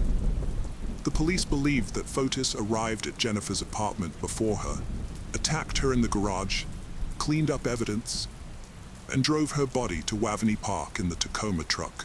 The police found two crucial pieces of evidence at the New Canaan house: Fotis's DNA on the doorknob and a mixture of his and Jennifer's blood on the kitchen faucet. The police thought that Fotis spent hours cleaning the house, as evidenced by the neighbor's surveillance footage showing Jennifer's Chevrolet Suburban leaving the house around 11 a.m. 5 days after Jennifer's disappearance, Fotis took the Tacoma truck to a local car wash and detail shop, accompanied by Michelle Troconis in her SUV. The police suspected that they was trying to eliminate evidence. However, they found samples of Jennifer's DNA on the truck's passenger seat. With mounting evidence against him, Fotis Dulos became the prime suspect in Jennifer's disappearance. He was arrested and charged with capital murder, and kidnapping on June 7, 2020. Fotis Dulos had been arrested earlier on June 1, 2019, along with Michelle Troconis, on charges of hindering prosecution and tampering with evidence. However, they were released due to insufficient evidence. Fotis and Michelle were arrested again in September 2019 for the same charges and released once more. In October 2019, Fotis Dulos appeared in court, requesting a dismissal of the charges against him. During this time, Jennifer and Fotis's children were living with their maternal grandmother, who was granted temporary custody by the court. Fotis Dulos's situation took a turn for the worse in January 2020, when he was arrested and charged with capital murder, and Michelle Troconis was arrested for conspiring to murder. Following their arrest, Michelle distanced herself from Fotis, stating that she had made a huge mistake by trusting him. Prior to their 2020 arrest, Michelle had moved out of Fotis's $5 million home in Farmington with her daughter. Fotis's former lawyer and friend, Kent Douglas Mwini, was also arrested and charged with conspiracy to murder. allegedly for helping Fotis and Michelle create an alibi on the morning of Jennifer's disappearance. Mwini was a member of a local gun club and had been accused of spousal rape by his wife, who feared for her life. The police searched the property in question and found a shallow grave with 2 bags of lime and a blue tarp, although no body was found. The grave was discovered in August 2019 with the help of a canine. Despite the arrests, Jennifer's body was not found, leaving her family devastated. They felt no sense of closure, as even the incarceration of her murderer could not bring her back. Fotis Dulos' bond was set at $6 million, and he was released the next day on bail. He was to return to court on February 8, 2020. Michelle Traconis was released on bail, while Douglas Mwini's bond was set at $2 million, reduced to over $200,000, and he was released on bail on October 19, 2020. On January 28, 2020, Fotis Dulos failed to appear in court for an emergency hearing. He was found unconscious in his car, having attempted to take his own life by poisoning himself with carbon monoxide. The police performed CPR, restoring a faint pulse, and he was transported to the hospital. A suicide note was found in his car, claiming he was not ready to spend an hour in jail over something he knew nothing about. While in the hospital, his children, who were living with their grandmother, visited him for the first time since he was accused of murdering Jennifer. Fotis Dulos was confirmed dead on January 30, 2020. After his death, the police report revealed that his last girlfriend, Anna Curry, claimed she was with him on the day of his emergency hearing and had planned to drive to court together, but he preferred to go separately. The murder charges against Fotis Dulos were dropped on March 3, 2020, as the case could not continue after his death. The prosecutor has a year to refile the case, or it is permanently dismissed. Fotis Dulos' attorney, Norm Pattis, expressed his interest in clearing his client's name, arguing that Fotis had been framed and the evidence found was planted by the real murderer. He requested to substitute Fotis Dulos' estate as the defendant, but the request was not considered. Michelle Traconis was still on house arrest, accused of conspiring to murder Jennifer Dulos, but the COVID pandemic put her case on hold. There was no progress on her case, with her next court appearance scheduled for August 6, 2020, while Douglas Mwini was to appear on June 2, 2020. Both pleaded not guilty to the charges. Michelle Traconis addressed critics who judged her without knowing her, acknowledging that people can be misjudged, but she couldn't say whether Fotis Dulos was capable of murdering his wife. However, she did realize it was a mistake to trust him. 4 years after Jennifer Dulos' disappearance, she remained missing. The police searched extensively, starting at Waveney Park, near New Canaan, using canines and helicopters. When that yielded nothing, they expanded the search to New York City, where the Dulos family owned a property. The investigation continued in central Connecticut, with surveillance footage showing Fotis Dulos disposing of garbage bags in Hartford. This led the police to the city's garbage processing plant, where they found useful evidence after weeks of searching. They also searched a fishing pond in Avon, frequently visited by the Dulos family, and houses connected to Fotis' company, covering approximately 3,000 acres. In August 2021, the search focused on a Farmington house linked to Fotis Dulos, where they brought in an expert in finding unmarked graves and used septic tank and excavator equipment. However, Jennifer's body was still not found. Despite the horrific circumstances, a positive outcome emerged. In May 2021, the Connecticut State Senate passed a domestic violence bill named after Jennifer Dulos and another domestic violence victim, Jennifer Magnano. The bill received near unanimous support and was signed into law by Governor Ned Lamont on June 28, 2021. Jennifer Dulos' family still struggled to cope with her loss. In an interview, a family spokesman shared how much they missed her and how her bright personality affected even those who didn't know her. The case of Elizabeth Smart. On June 5, 2002, 14-year-old Elizabeth Smart was sleeping in her bedroom in Federal Heights, Salt Lake City, Utah. She shared the room with her sister Mary Catherine, but their peaceful night was about to take a terrifying turn. A soft-spoken man, armed with a knife, climbed through their open window. This woke Mary Catherine, who pretended to be asleep, hoping to protect her sister. The man ordered Elizabeth to be quiet, threatening to harm her if she didn't comply. Terrified, Elizabeth put on her shoes and was taken outside. Mary Catherine waited 2 hours before waking their parents, Ed and Lois Smart. She told them someone had taken Elizabeth, but they didn't believe her at first, thinking she might be dreaming. However, after inspecting the bedroom and finding a cut window screen, they realized Mary Catherine was telling the truth. They immediately contacted the authorities, who arrived and questioned Mary Catherine about the kidnapper. Mary Catherine described the man as having dark hair on his head, arms, and hands. Although he spoke quietly, she recognized his voice as familiar, but couldn't remember where she had heard it before. The police used the Rachel alert system to broadcast information about Elizabeth's abduction to the public, seeking their help in finding her.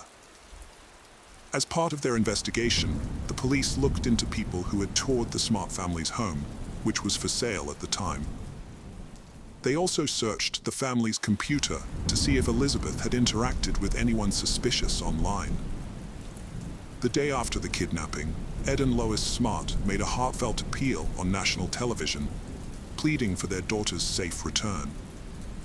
The police searched all night for the suspicious individual, but couldn't find them, so they ruled out the tip as not credible. Another tip came from a milkman who claimed to have seen a man driving a gray Honda or Nissan on Elizabeth Street around the time of her disappearance. He wrote down the license plate number, but when the police checked, they couldn't find any information on it, so they dismissed the tip. The police investigation was complicated by the many people who showed up at the Smart residence soon after Elizabeth's abduction, which could have contaminated any potential evidence. They questioned a man who had contact with Elizabeth before her abduction, but he was released after they determined he wasn't involved. The search for Elizabeth continued, with over 20 volunteer pilots searching the Salt Lake area from the air, but they found nothing. Tracking dogs indicated they had smelled something in Red Butte Canyon, but the police search of that area yielded nothing. Elizabeth's father, Ed, was exhausted from the search and was hospitalized briefly, but he was determined to keep looking for his daughter. He and his wife, Lois, were barely holding on. But they believed Elizabeth was alive and would come home to them. Ed took a polygraph test to aid the investigation, and the police ruled out the possibility that Elizabeth had staged her disappearance or run away. Mark Claus, whose daughter was kidnapped and murdered, reached out to the Smart family to offer support and share his own experiences.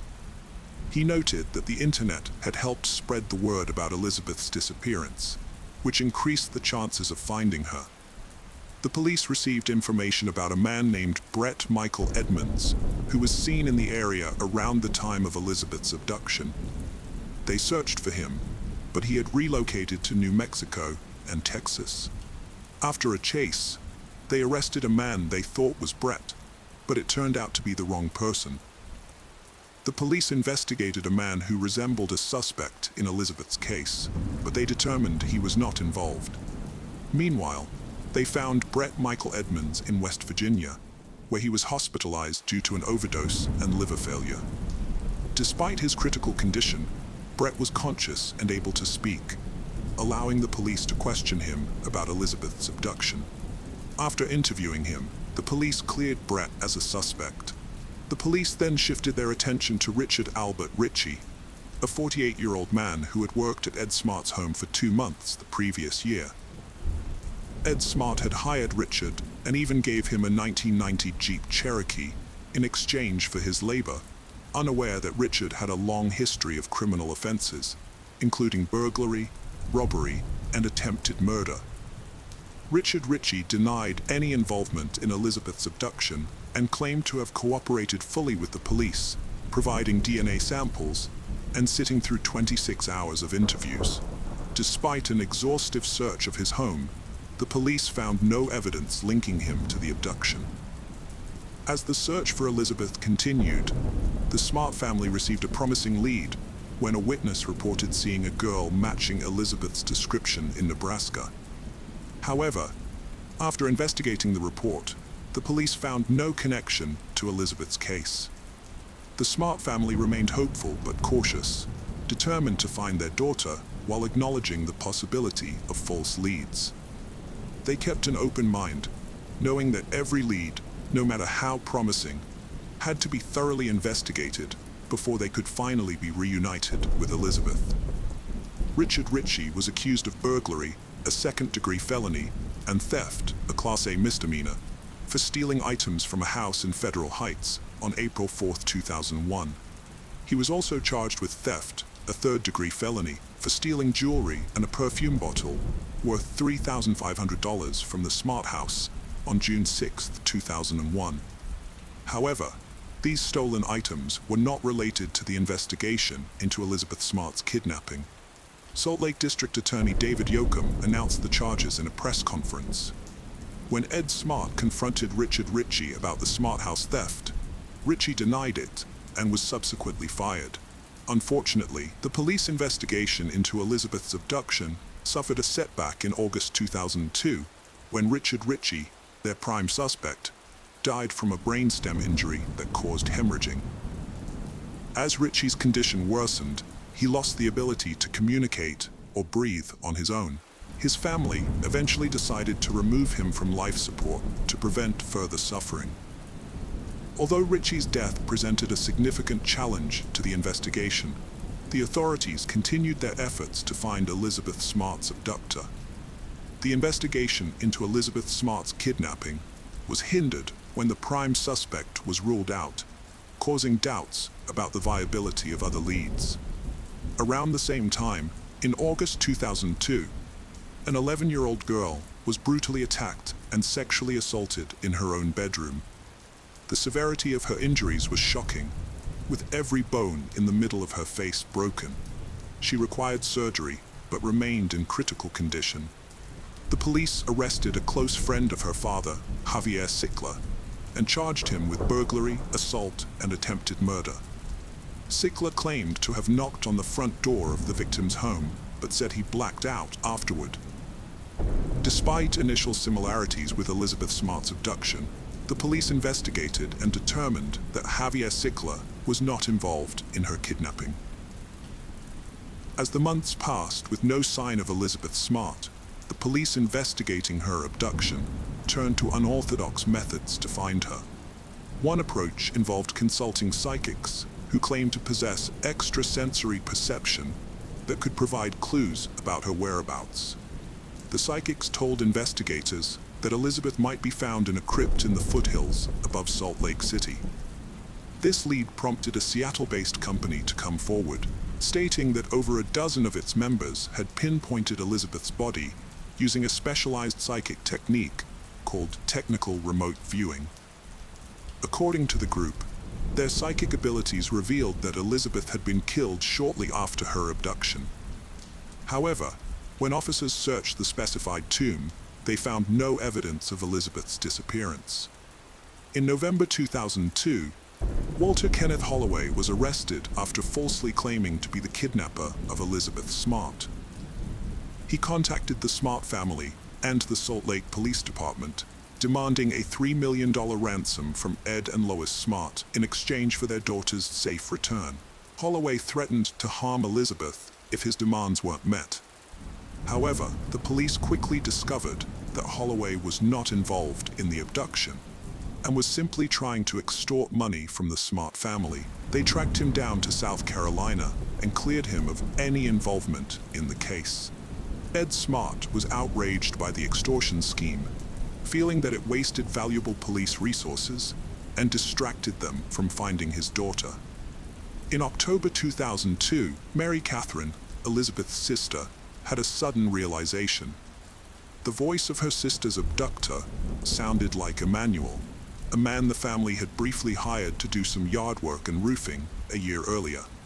However, the police had doubts about this lead because Emmanuel had only worked for the family for a short time. A lot of time had passed since the abduction, and Mary Catherine had only heard the abductor's voice briefly. Despite their skepticism, the family worked with a sketch artist to draw a picture of Emmanuel based on their descriptions. The sketch was finally released in February 2003 and was featured on several TV shows, including Larry King Live and America's Most Wanted. A relative of a man named Brian David Mitchell recognized the sketch and contacted the police, providing them with recent photos of him. These photographs enabled authorities to confirm that the sketch was an accurate representation of Brian David Mitchell. On March 12, 2003, two couples in Sandy, Utah spotted Brian David Mitchell with a woman and a girl. Recognizing him from news photos as Elizabeth Smart's abductor, they immediately called the police. Brian David Mitchell was accompanied by his wife, Wanda Barzee, when he was found with Elizabeth Smart.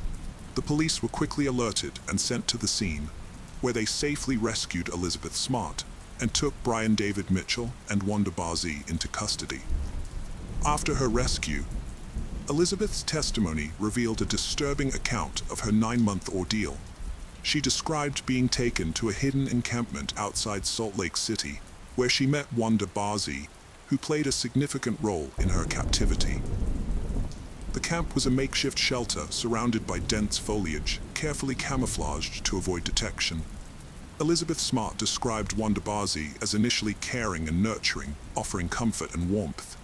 However, as time passed, Barzee's behavior changed, and she began to exert control over Elizabeth. She forced Elizabeth to follow their unusual religious beliefs, insisting that she pray, read scriptures, and participate in religious rituals.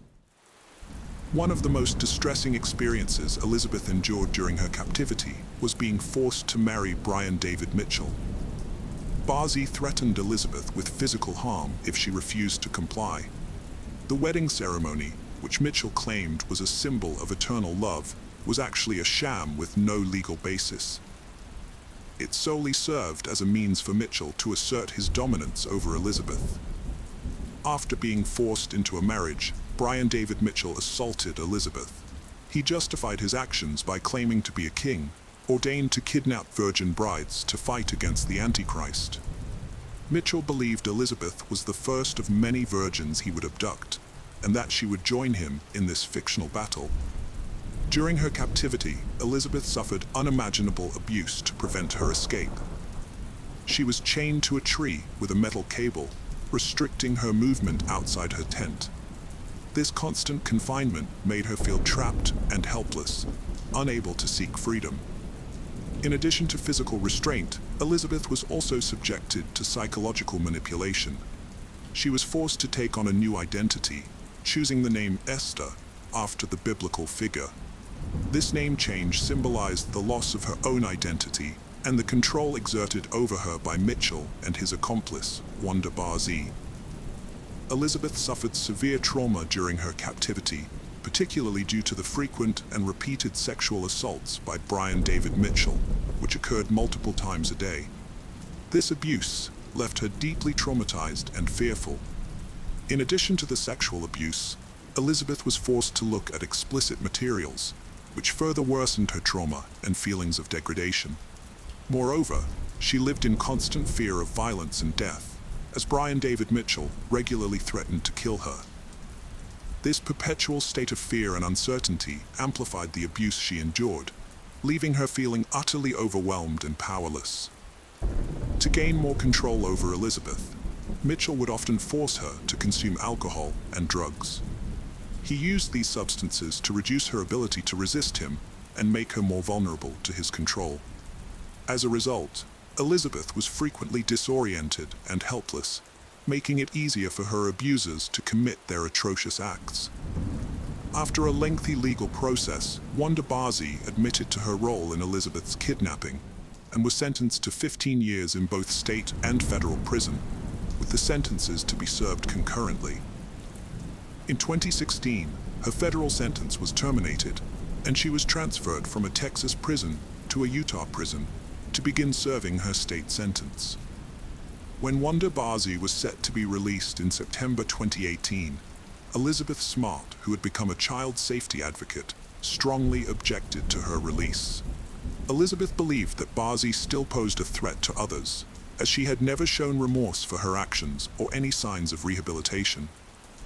Despite Elizabeth's protests, Wanda Barzee was released from prison.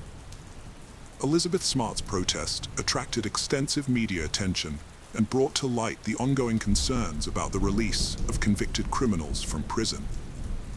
After a lengthy legal battle, Brian David Mitchell was finally sentenced to life in prison for kidnapping Elizabeth.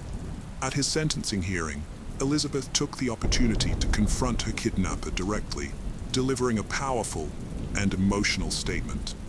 In her statement, Elizabeth described the immense pain and trauma Mitchell had inflicted upon her, explaining that the 9 months she spent in captivity had stolen a part of her life that she could never recover. Despite this horrific experience, Elizabeth demonstrated remarkable resilience and determination, assuring Mitchell that she would go on to live a good life, unperturbed by the darkness he had brought into her world.